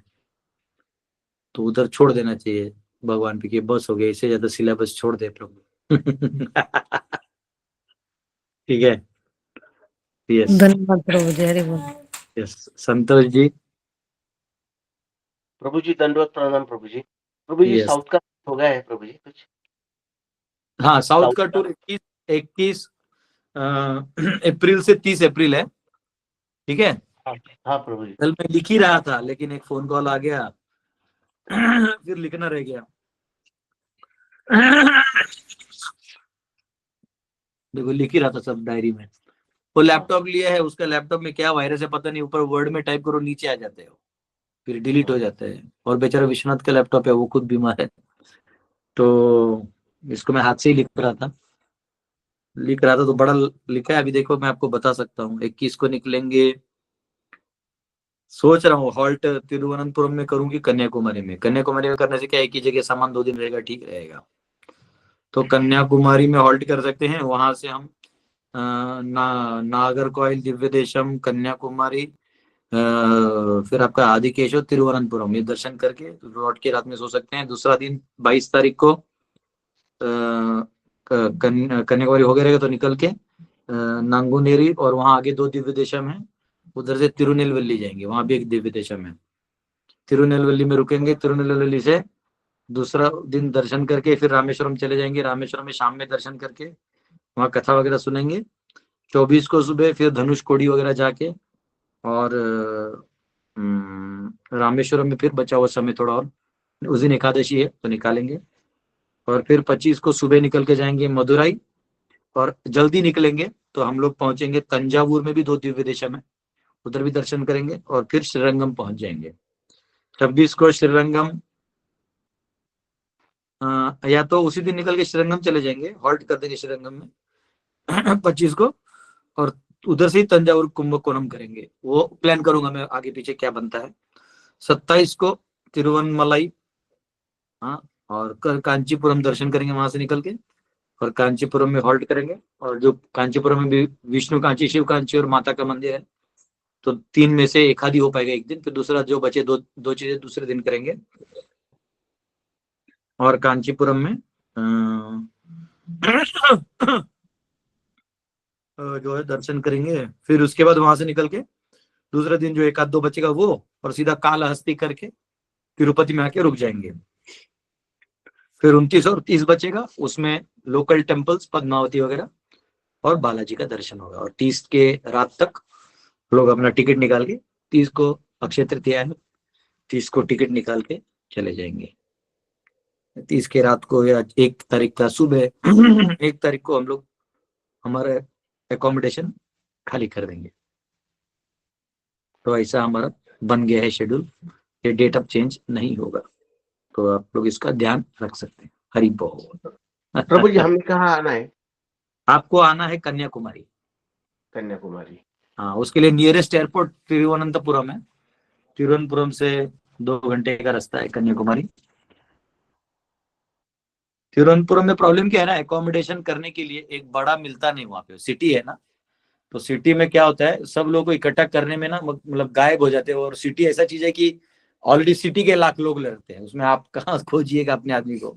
लास्ट टाइम मैंने किया था, तिरुवनंतपुरम से चालू किया था, पर वो मतलब लोगों को मैनेज करते करते ही प्रॉब्लम हो जाता है, दर्शन में भी लेट हो जाता है। तो उससे अच्छा होगा हम लोग यहीं से कन्याकुमारी में रुक जाएंगे, है ना। कन्याकुमारी 20 तक आपको कन्याकुमारी पहुंच जाना है, दिन में, सुबह, रात, या 20 के रात तक भी पहुंच जाना है 12 बजे तक। और 21 को यात्रा सुबह से चालू हो जाएगी। बसेस होंगे कन्याकुमारी से, बसेस होंगे जो बस आपको सब जगह, मतलब कन्याकुमारी टू ये सारा जो जगह बताया आपको, इतना कोई नहीं घुमाएगा आपको, इतना कोई नहीं घुमाएगा। और सब जगह कथा होते हुए वहां प्रसाद के 2-2 टीम्स रहेंगे आगे पीछे, 2 टीम अपना अपना कुकिंग करते रहेगा। आपको अच्छा लगेगा, बहुत आनंद आएगा। और सभी जगह श्रीपाद रामानुचार्य का मैं प्लान कर रहा हूँ, उनका जन्मभूमि भी है बीच में, लेकिन अब ये क्या है, कहाँ से बस घुसाएंगे देखते हैं, फिर वो भी देखना पड़ता है, बस का किलोमीटर्स देखना पड़ता है। तो करेंगे जो बेस्ट होगा, सब देंगे 10 दिन में। 10 दिन से आप लोग खुद नहीं टिक पाइएगा, खुद पंक्चर हो जाइएगा।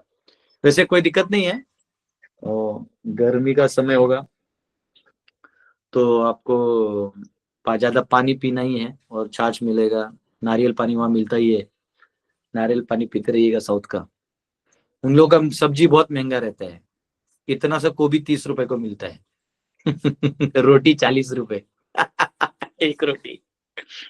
तो तब का रेट है जब मैं 17 में लेके गया था, इसलिए किचन में अपना लेके जाऊंगा तो ही खाना खा पाएंगे। मतलब साउथ में सब परेशान हो जाते हैं, साउथ में ना क्या रोटी मिलता ही नहीं, पूरी बनता ही नहीं वहां पे, कहीं भी जाए, आइयो इडली रसम पायसम, अब करे तो करे क्या, चलो हम झारखंडी लोग तो खा जाएंगे, पर ये बेचारे जो बाहर से आते हैं ना, महाराष्ट्र पंजाब दिल्ली वाले लोग को दिक्कत होता है, तो फिर हम किचन भी साथ में लेके जाएंगे, दो लेके जाएंगे, ताकि रनिंग में रहेगा ना। आपको एक जगह रुका तो दूसरे हॉल्ट पे पहले ही किचन सेट रहेगा, तो उससे क्या होगा कि हमको प्रसाद बना के आपको खिलाने में आसान होगा। प्रभु जी ये श्रीरंगम में 2 दिन प्रभु जी, लगेंगे आपको? ये एक ही जगह रहेगा या चेंज होता रहेगा स्टे? नहीं, रोज स्टे चेंज होता है, जैसे आपको दिखा रहा था। स्टे कैसे होगा देखो, पहले आपको तो स्टे कहाँ कहाँ होगा। समझो 21 को आप कन्याकुमारी में रहेंगे, 22 में भी आप कन्याकुमारी को रहेंगे, 23 को आप निकल के जाएंगे, सॉरी 21 को कन्याकुमारी में, 20 और 21 कन्याकुमारी रहेंगे, 22 को आप निकलेंगे और तिरुनेलवेली में रुकेंगे, 23 को तिरुनेलवेली से निकल के रामेश्वरम में रुकेंगे, 24 को भी आप रामेश्वरम में ही रुकेंगे, 25 को सुबह निकल के आप श्रीरंगम में पहुंचेंगे, श्रीरंगम में रुकेंगे, 26 को श्रीरंगम में ही रहेंगे, 27 को तिरुवनमलाई से लेके कांचीपुरम रहेंगे, कांचीपुरम में रुकेंगे, फिर 28 को वहां से निकल के जो तिरुपति पहुंचेंगे, वो लगातार 3 दिन हम लोग तिरुपति में ही रहेंगे। ऐसा है। इसका डिटेल में बना ही रहा था, तो कल वो थोड़ा एक माता जी को मैंने सेवा दिया है, एक काम दिया है, तो उनसे डिस्कशन कर रहा था। और एक माता जी ने, हमारे स्मिता माता जी ने बहुत सुंदर मातृ ग्राम करके इनॉग्रेशन कल किया, वर्चुअल इनॉग्रेशन हुआ यहाँ से, रत्नागिरी के आगे, कणकौली के आगे एक गांव है राजापुर, वहां पे माता जी रहती है। बहुत सुंदर उन्होंने प्रकल्प बनाए हैं, उनके गुरु महाराज और सभी वैष्णव के मर्जी से, तो इसलिए फिर वो लिखते लिखते रह गया मेरा, इसको आज कर दूंगा कंप्लीट, डिटेल आ जाएगा, मिनट्स ऑफ मीटिंग आ जाएगा आपको। हरे कृष्ण प्रभु जी। हरे कृष्ण। ये मेरा यात्रा जो होगा, ये अभी जो वैष्णव के साथ में कर रहा हूँ, ये मेरा पर्सनली मैनेज्ड वैष्णव के बीच में आखिरी यात्रा होगा। उसके बाद अक्षय तृतीया के बाद पूरे भारत का जो है जिम्मा काम करेंगे। ऐसा करेंगे कि जो अभी 10 लोगों के लिए कर रहे हैं, 100 लोगों के लिए कर रहे हैं, 500 के लिए कर रहे हैं, वो पूरे विश्व में सभी लोगों को धर्म का सही ज्ञान, सभी को धार्मिक तीर्थ का स्तर वो मिले, पुण्य मिले, ये सब के लिए हम पूरा पांडव सेना खड़ा करेंगे। और 30 तारीख को हम वहीं रहेंगे, अक्षय तृतीया को वहीं भगवान बालाजी के सामने स्पेशल ब्लेसिंग्स मांगेंगे, काम चालू कर लेंगे। यस, ठीक है, ओके।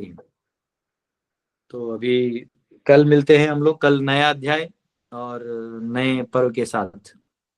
अभी भी क्वेश्चन बचा है कि दीपशिखा माता आपका हाथ रहे, अभी भी क्वेश्चन बचा है, दीपशिखा माता आपका हाथ रहे। क्या हम इसमें जा सकते हैं प्रभु जी? सक्सेसफुल हो जाएंगे? एक पैर तो ऑपरेट हुआ है। प्रभा माता आप लोग म्यूट कर दीजिए, आप लोग म्यूट प्रभु जी। नहीं। दीपशिखा माता क्या बोल रहे हैं? प्रभु जी, हाँ प्रभु जी, मैं ये बोल रही थी कि क्या इस टूर में हम सक्सेसफुल हो पाएंगे? आपका हम बेटा है, हम उठा के ले जाएंगे, आप चिंता नहीं करिए। तो प्रभु जी आप, मैं क्या बताऊं, क्योंकि एक पैर तो थोड़ा सा ऑपरेट हुआ है, तो दूसरा आजकल नहीं, मैंने इसलिए आ गया है, बैठा के ले जाने वाला होता है ना, 100 रुपए लेता है, वो बैठा के पहुंचा देता है। ठीक है, इस ग्रुप में डाल दीजिएगा प्रभु जी, सोचते हैं इस पर, क्योंकि Yes, मन तो बहुत है। आएगा, मैसेज आएगा। आपने बोल दिया कि मेरा ये आखिरी वाला है, तो मैं और वो हो गई। के बाद क्या तो होगा, आखिरी मतलब मैं कोई जाने वाला नहीं हूँ, लेकिन मेरा काम नहीं, मतलब वो ग्लोबल हो जाएगा, वो ऐसा हो हाँ, जाएगा कि उसके बाद पब्लिक में उतरेंगे। नहीं तो होप मुझे था कि समय ऐसा कुछ समय आया, मैं एक बार टूर करूँ आपके साथ। चलिए ना, आपको घुमा देंगे, आप एकदम ही वो हो जाइएगा, प्रसन्न हो जाइएगा। जब भगवान पद्मनाभ स्वामी का दर्शन करिएगा तो बहुत आपका हृदय जो है वो हो जाएगा। आप कृपा करिए प्रभु जी, कहीं ना कहीं तो चूक है जो नहीं, प्रभु जी ने ऐसा कर दिया हाथ पैर से मेरा। कोई किसी का चूक नहीं होता माता, हम सबको जीवन में ये याद दिलाना इस प्रकृति ने कि हम यहाँ के नहीं हैं, ये कोई चूक नहीं है, भगवान की संपूर्णता है कि हमें याद दिलाया। जिनको वो याद नहीं दिलाते हैं, कष्ट नहीं देते हैं, वो अभागी होते हैं, क्योंकि उन्हें याद नहीं रहता। वो जैसे कीड़ा गटर के नाली में कीड़ा रहता है, उसको पता ही नहीं है गटर है, ये उसका दुर्भाग्य है। कोई उसको बताए कि तू नाली में गिरा हुआ है, ये उसका भाग्य होगा। तो संसार में अगर हमें कष्ट दिया है भगवान ने, तो समझो भगवान हमसे बात कर रहे हैं कष्ट के रूप में। ये भाग्य है बहुत हमारा। बहुत बहुत धन्यवाद प्रभु जी, एकदम आपकी तो लेक्चर से, बातों से तो लगता है कि क्या मैं कहूँ, बहुत ऊर्जा आती है, बहुत ऊर्जा आती है प्रभु जी। आप साउथ में चलिए, आप पूरा भगवान कृपा से भर जाएंगे एकदम। धन्यवाद प्रभु जी। हरे कृष्णा, हरे यस कृष्णा। हरे यस। कृष्णा गुरु जी, हाँ, हरे कृष्ण। दंडवत प्रणाम। मेरा ये प्रश्न है कि प्रयागराज में जो स्नान करने का या विधि है या पूजा करने का, कृपया वो बताएं। अभी ये क्या बताइए, तो मैंने क्लास में बता दिया, जाके डुबकी मारना है, उसमें क्या है, ये कोई कंपनी थोड़ी है। जाइए नहीं भगवान को प्रभु जी, प्रार्थना करिए, किस आपके तरह हृदय से? में प्रेम, आपके हृदय में भगवान के प्रति प्रेम है ना। वैष्णव को इतना चिंता नहीं करना है, हम लोग कर्मकांडी नहीं है ना। हम लोग को हर हर महादेव करके डुबकी मार देना है। हाँ, हरे कृष्णा कृष्णा कृष्णा हरे हरे, हरे राम राम राम हरे हरे। हमको जल लेना है, सूर्य की तरफ देखते हुए गंगा माता में वापस ढार के, गंगा जी का, भगवान सूर्यदेव का और भगवान नारायण का स्मरण करना है और बोलना है, हे प्रभु मेरे सभी पितरों का उद्धार कर दीजिए, जिन कुल में मैं जन्म लिया उनका उद्धार कर दीजिए, जिन आस पड़ोस के लोग हैं उनका उद्धार कर दीजिए, मेरे घर के आसपास जितने भी भूत पिशाच रह रहे होंगे उनका भी उद्धार कर दीजिए, सभी समस्त वैष्णवों का कल्याण करिए और मुझे जैसे बद्ध जीव पे अपनी कृपा बनाए रखिए। मैं तो यहाँ कैसे तैसे पहुंच गई, पर अब आप जो हैं, आप ही मेरे रक्षक हैं, ये मैं जान चुकी हूँ और मैं अब आपका शरण नहीं छोड़ना चाहती। संसार में कितने भी कठिनाई, मेरी आस्था आपसे टूटे नहीं, हे प्रभु। और मारे 3 डुबकी, डबाक डबाक डबाक डुम डम डबाक डुम, हो गया। हरे कृष्ण, बोल। धन्यवाद गुरु जी, हरि बोल। और प्रभु जी, मेरी भी इच्छा है कि मैं आपके साथ वो तीर्थ जाऊं, दक्षिण भारत। ये किस मैं प्रकार भी से हाँ, जाऊँ तो प्रभु आएगा जी, हम तो लोग को। उससे किए हाँ, मेरे बच्चों ने। हमारे हाँ। बच्चे अभी एक तो बीमार है, एक चला गया महाराष्ट्र, अब दोनों भी बिजी हैं, तो आएंगे तब टाइप करेंगे। अभी करुणोत्तर महाराष्ट्र के आरोड़े गए, 26 तारीख को फेस्टिवल होता है वहाँ, हम गुरु भी महाराज जाना गुरु। चाहेंगे प्रभु जी। मेरी बहुत इच्छा है प्रभु जी। गुरु जी टिकट में मुझे आपने ले चलिए। लास्ट में बोल दिया था नहीं मैं तो होगा, हमें इतना जाना नहीं चाहते जानती बजट थी। होगा, बजट में इच्छा को डालना है। बजट में जी गुरु जी, इसीलिए मुझे अब जानना है आएगा। किस तरह से टिकट कराऊं, क्योंकि मुझे उतनी आती नहीं है। आपको सुनिए, वो जो सिस्टम बनता है उसमें नंबर होता है, उस नंबर पे कॉल करना है, अपना नाम बताना है, वो आप पैसा भेजना है, आपका टिकट बनेगा, खत्म करने, आपका टिकट आपके तक आएगा। एक डेटाबेस हमारे पास रहेगा, सिस्टम से काम करेंगे, चिंता नहीं करिए, एकदम आराम से आपको। पिछली बार मैं 300 लोगों को लेके गया था, एक किसी को भी फोन करके पूछ लो, किसी को तकलीफ नहीं हुआ। पूरा बिल्डिंग का बिल्डिंग ही ले लेता था रेंट पे। और रूम नंबर आप पहुंचते, आपके रूम में रहता है, रूम नंबर ये, रूम नंबर ये, खट खट खट खट खट खट। बस वो जो महिलाएं नौटंकी करती है उनको मैं भगा देता हूँ, नहीं ये रूम मुझे अच्छा नहीं लगा, तो बोला फिर निकलो यहाँ से, सीधा ट्रेन पकड़ो, घर जाओ। तो चुप बैठ जाते हैं, ड्रामेबाजी नहीं अलाउ करता मैं। जो मिला है वो ले लो, क्योंकि टीम किसको जानता ही नहीं होता है, टीम को भेदभाव करता ही नहीं। टीम है वो देखता है, बूढ़ों को ग्राउंड फ्लोर देना है, जवानों को ये देना है, माताओं को ये देना है, बच्चों को वहां देना है, ऐसे करना पड़ता है। ऐसे ही प्रभु जी, तीर्थ में जी थोड़ा गुरु जी। कष्ट नहीं हो तो ज्यादा बढ़िया है। नहीं, हम हमारी तरफ से ट्राई करते हैं कि कुछ करे ना करें, लेकिन कभी कभी कुछ चालाक लोग होते हैं बहुत, वो बहुत दिमाग खाते हैं, तो मैं ज्यादा एंटरटेन नहीं करता, मतलब लो पैसा अभी इतना खर्चा हुआ है, क्योंकि हम किसी से प्रॉफिट ज्यादा लेते हैं, हमारे पास आता ही नहीं, मैं हर बार लॉस में रहता हूँ। इनफैक्ट मेरे टीम ने मैनेजमेंट मेरे हाथ से निकाल लिया था, बोले प्रभु जी आप सब फ्री वालों को ले जाते हैं, बोला ठीक है भाई तुम लोग करो। और लास्ट में ये लोग उतना ही लोगों को ले गया जितना मैं लेके जाता हूँ, बोलते प्रभु जी वही होता है, बोला हुआ ना, शाबाश बेटा। क्योंकि हम लोग वैष्णव परंपरा में है ना, 10 चीजें सोचनी पड़ती है, हम लोग कोई प्रॉफिटेबल कंपनी थोड़ी खोल के बैठे कि भाई। आप मुझे बताओ, आप एक जगह चले जाओ, अभी कुंभ में कहीं भी चले जाओ, आपका 10,000 रुपए तो ऐसे खर्चा हो जाना है। जो गरीब से गरीब आदमी है ना, वो जाना आना, यहाँ पैसा बचा बचा के भी बहुत खर्चा, कम भी करे तो 5,000 लगेगा। वो हमारे सुबल प्रभु बेचारे अभी 300 लोगों को लेके जा रहे हैं, सिर्फ 3,000 ले रहे हैं। मैं बोला भी उसको ज्यादा लगेगा, बोला प्रभु जी अब क्या करेंगे, तो बोल दिया अभी रिपीट नहीं कर सकते। बोला ठीक है। अभी मैं सिर्फ 50 लोगों को बस में लेके गया था, मेरा कम प्रभु से कम जी मेरे 94 लिए था। बोल दीजिए। हाँ, तो कैसा होता सुबह है कि प्रभु जी। ये, नहीं नहीं, वो तो आपको आएगा सब डिटेल। तो मेरा कहना है क्या है कि आपको वो खर्चा हो ही जाता है, इतना आसान नहीं है, और ये सब मैनेज करना इतना आसान होता ही नहीं। तो वो तो मैं इसलिए कर रहा हूँ क्योंकि देखिए, हमें हमारे जड़ों से लगा रहना है, हमें मालूम होना है कि हमारे कितने बड़े बड़े मंदिर है। मैं बच्चों को क्यों लेके जा रहा हूँ, ये यात्रा में मैं बच्चों को भी लेके जा रहा हूँ। क्यों लेके जा रहा हूँ? क्योंकि मैं उनको दिखाना चाहता हूँ हमारा धरोहर है क्या, हमारे जो हमने हमारे जीवन में पाया है वो क्या है, इसके लिए ले जा रहा हूँ। तो ये बहुत इंपॉर्टेंट फैक्टर है। ठीक है, ओके। अभी अभी जी सबका हाथ गुरुजी। उठ गया। यस। प्रभु जी एक क्वेश्चन था हमारे लिए। हाँ पूछिए। जी जैसे प्रभु जी हम लोग आज षटशिला एकादशी है, तो हम लोग गृहस्थ जीवन में है, तो जैसे दान पुण्य का कितना महत्व है? नाम जाप का ये महत्व है या दान पुण्य करना ज्यादा महत्व है? या नहीं होता और नहीं होता, एंड होता है। मतलब दान पुण्य का भी महत्व है और एकादशी का भी महत्व है, हरि नाम का भी महत्व है, एंड होता है और नहीं होता है। क्षमा और मीडिया करिएगा। वाले और मतलब मीडिया बोलते हैं आपको सबसे अच्छा कौन लगता है, ये या ये। अरे भाई या क्यों बोलते हैं, दोनों भी अच्छे लग सकते हैं। एंड डालना सीखो।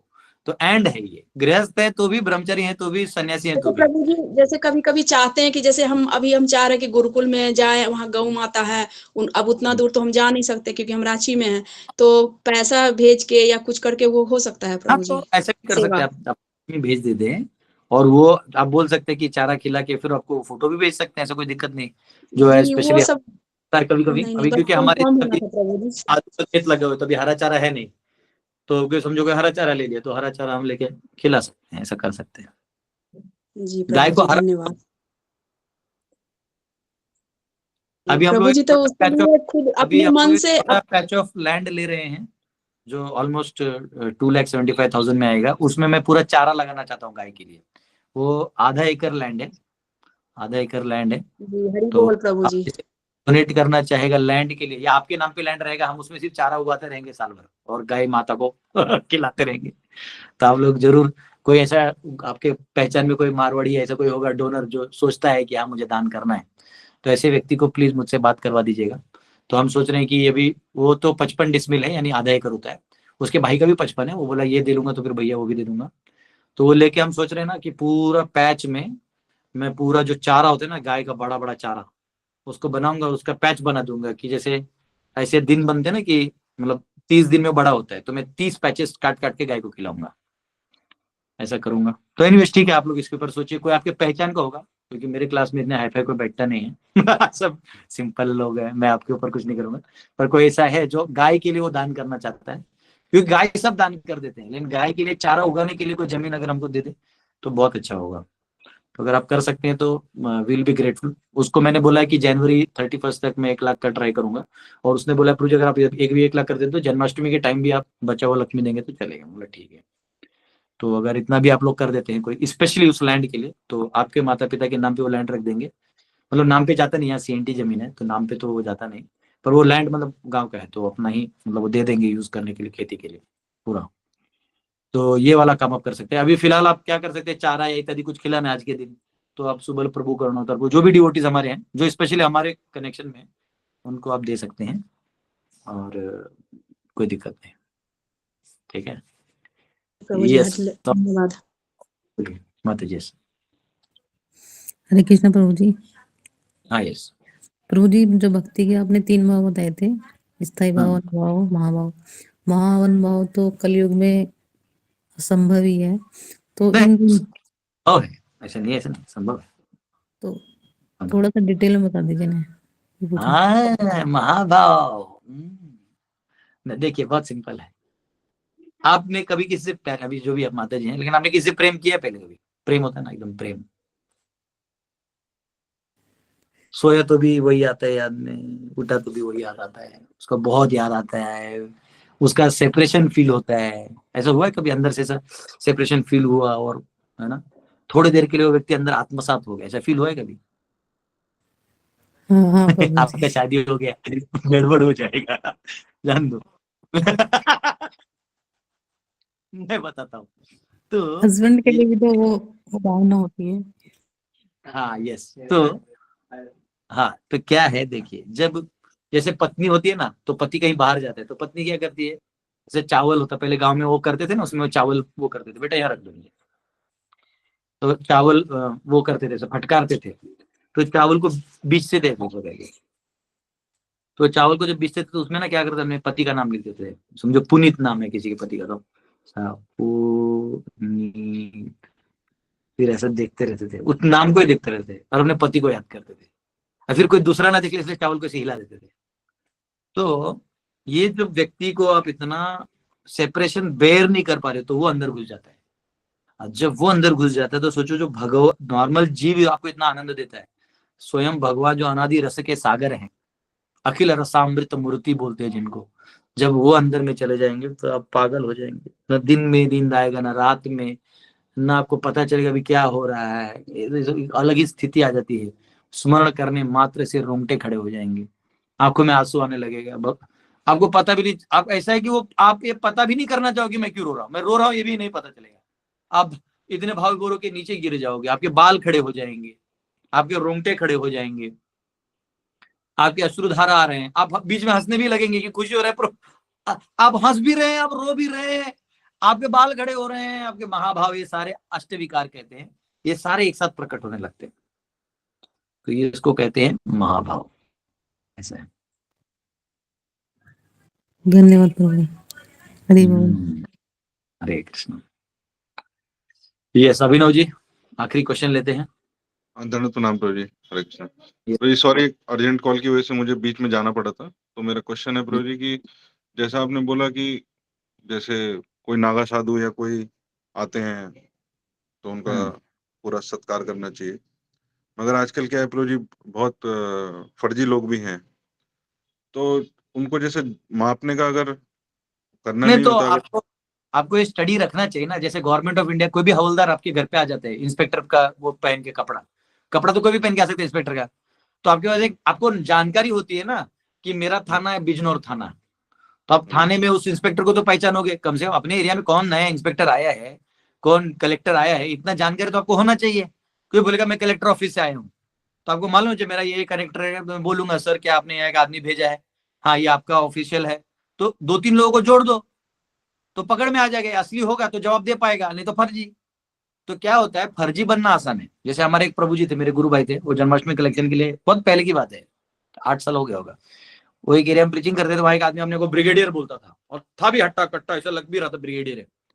अब वो क्या बोला इनको कि प्रभु जी आप अपना ATG सर्टिफिकेट दीजिए और ये दीजिए स्कूटर और एक लैपटॉप, मैं आपको लाखों रुपए जमा करके देता हूँ जन्माष्टमी के लिए। इसको ना थोड़ा डाउट है कि ज्यादा ही कर रहा है, क्योंकि जनरली कांग्रीगेशन क्या बोलता है, प्रभु जी हम अपना 2-3 हजार दे देंगे, फिर मैं मेरे दोस्तों से 2-3 हजार दे दूंगा, इससे ज्यादा नहीं हो पाएगा, क्योंकि कांग्रीगेशन शर्माता है लोगों से लेने में। ये बोल रहा है मैं ब्रिगेडियर हूं, तो ब्रिगेडियर भी है तो आर्मी वाले का दान करने थोड़ी बैठे, उनके मन में भी ये रहेगा ना थोड़ा देके भगा दो।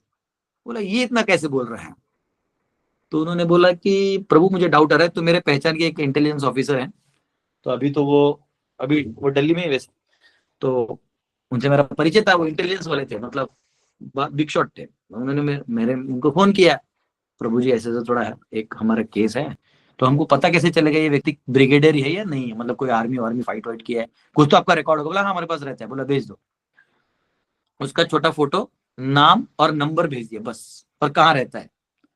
प्रभु इंटेलिजेंस वालों ने, फिर मेरे को फोन तो आया नहीं इंटेलिजेंस वालों से, तो फिर ये मेरा गुरु भाई बोला प्रभु तुम्हारे प्रभु जी ने फोन नहीं किया आर्मी वाले ने, तो मैं जाता हूँ किसी जवान को लेके जाता हूँ। तो एक जवान थे आर्मी के, उनको साथ में लेके गए, वो सिविल ड्रेस में चले गए, साथ में गए, तो बातें करते करते वो बटालियन ट्रूप निकल गया फ्रॉड, क्योंकि एक जवान जानता है कि ड्रिल क्या होता है, ये क्या होता है, कौन क्या रैंकिंग में क्या करता है, ब्रिगेडियर कहाँ पे उतरता है नहीं उतरता है, किससे बात करता है, एक कोड ऑफ कंडक्ट तो मालूम होता है।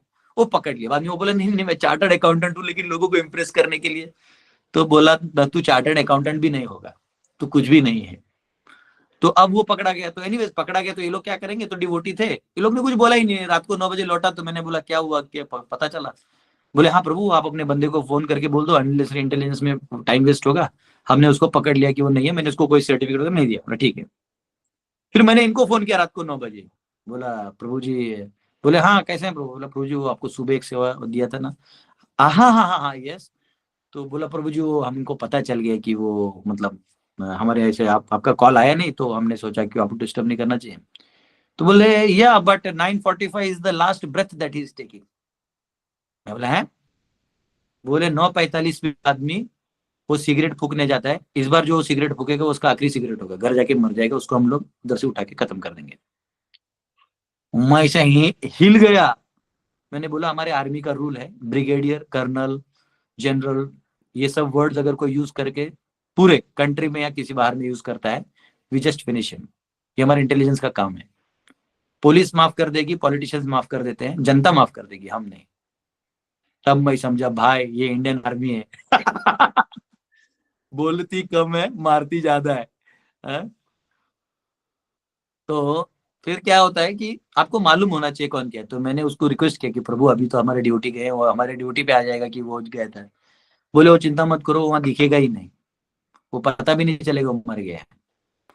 तो मैं बोला अब ये प्रभु जी आप रख दो करके रख दिया। बाद में मिला ही नहीं आदमी, पता बेचारा चला गया या कहाँ गया भगवान जाने, उसको उठा के फेंक दिया या टपका दिया। बट तो पॉइंट ये है कि फर्जी तो बहुत होते हैं, तो साधु में भी फर्जी आ सकता है। कोई अभी पकड़ रहे हैं ना, कुंभ में तो पकड़ रहे हैं, सीधा बोलते उतारो कपड़े निकालो ये सब, बराबर है ना। आप किसी आप ठीक है, आप साधु भी हो तो फिर साधु हो, आप नकली में बने पड़े हो कि हाँ इसी में हम घुस जाएंगे, तो आप किसी परंपरा को मिस रिप्रेजेंट नहीं कर सकते ना, आप मिस रिप्रेजेंट नहीं कर सकते। तो वो वाला पार्ट है।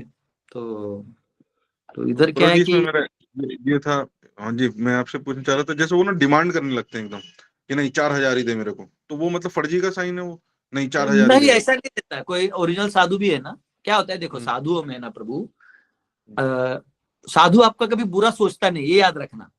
आपने 1 रुपया भी नहीं दिया ना उसको, बोला मैं नहीं दूंगा, मैं 1 भी रुपया नहीं दूंगा, अब चले जाइए, तो वो बोलेगा रख ले पैसा अपने अंदर, काल ही लेगा तेरा पैसा करके चला जाएगा, लेकिन तेरा बुरा नहीं बोलेगा। बात समझो, अनलेस अनटिल आप उसको फिजिकल असॉल्ट करते हो तब तक नहीं। आप अगर नहीं दे पा रहे हो, आपकी कमी है या आप में कुछ या तो आप स्वार्थी है, आप नहीं दे सकते, या आपके पास है लेकिन आप देना नहीं चाहते, या आपको डाउट है कि वो फर्जी है लेकिन वो समझ,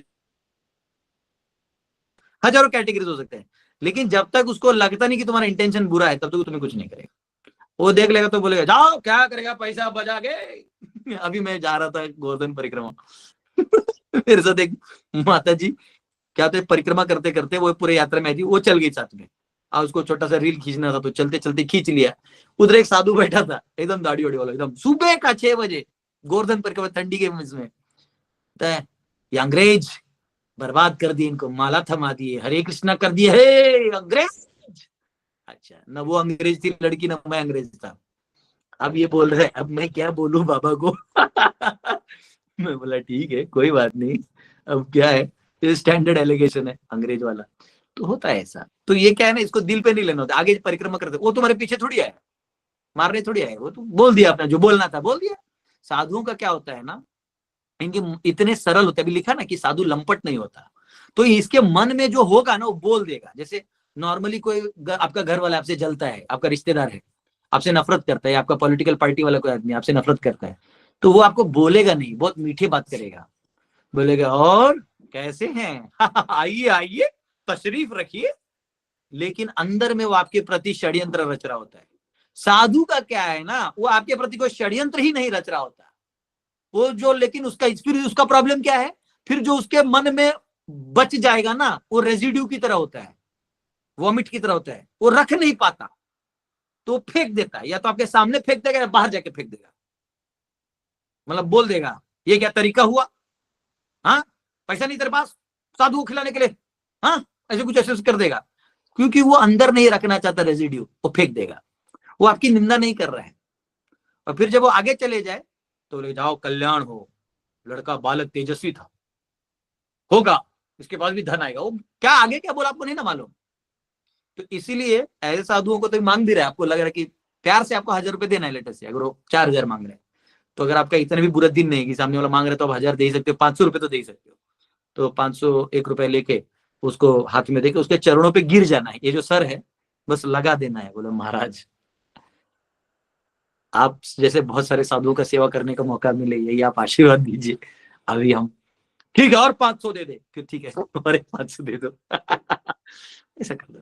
अभी मेरे को बोलते हैं ना, मैं कभी जाता हूँ, बोलते मैंने एक को 500 दिया, बोले काम करो हम अभी यहाँ 15 साधु रुके हुए हैं, सबका भोजन की व्यवस्था कर दो।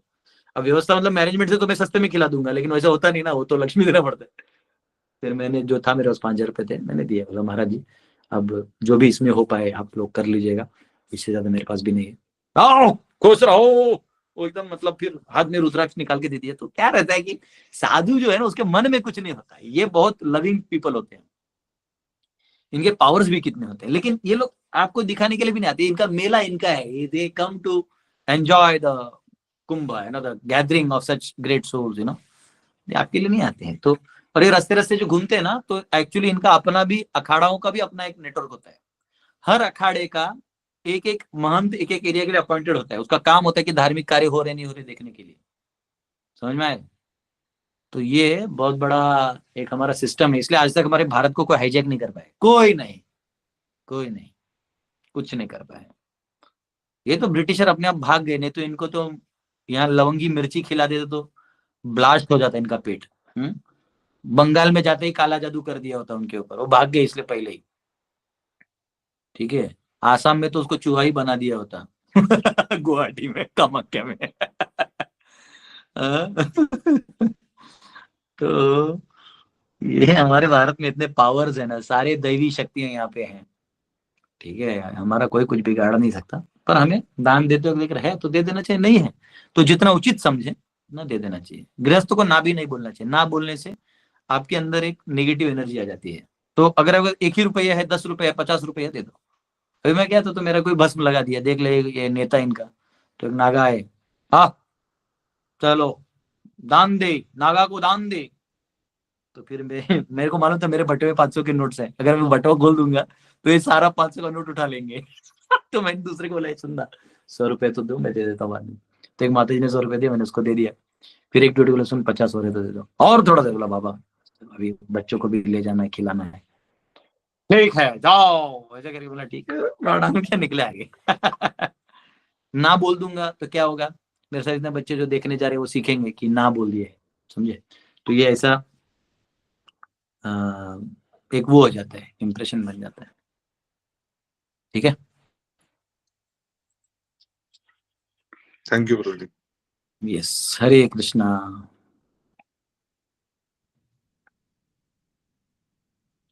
हरि बोल। अभी खत्म हो गया, टाइम भी हो गया, बाप रे बाप, ये 10:10 हो गया है। आज 25 हरे जून है। कृष्णा गुरु जी, दंडवत प्रणाम। हरे कृष्णा। शिल प्रभुपाद जय दंडवत प्रणाम। हरे कृष्णा। हरे कृष्ण प्रभु जी।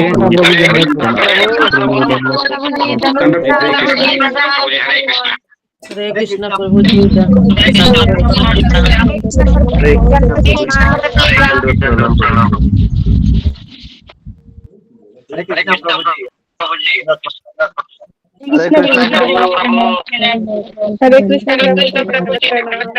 हरे कृष्ण प्रभु जी, दंडवत प्रणाम। सभी वैष्णव कोटि को दंडवत प्रणाम। हरे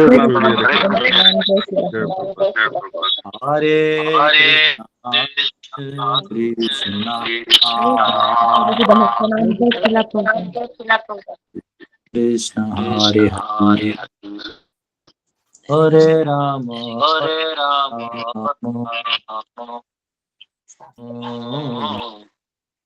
राम राम हरे कृष्ण प्रभु।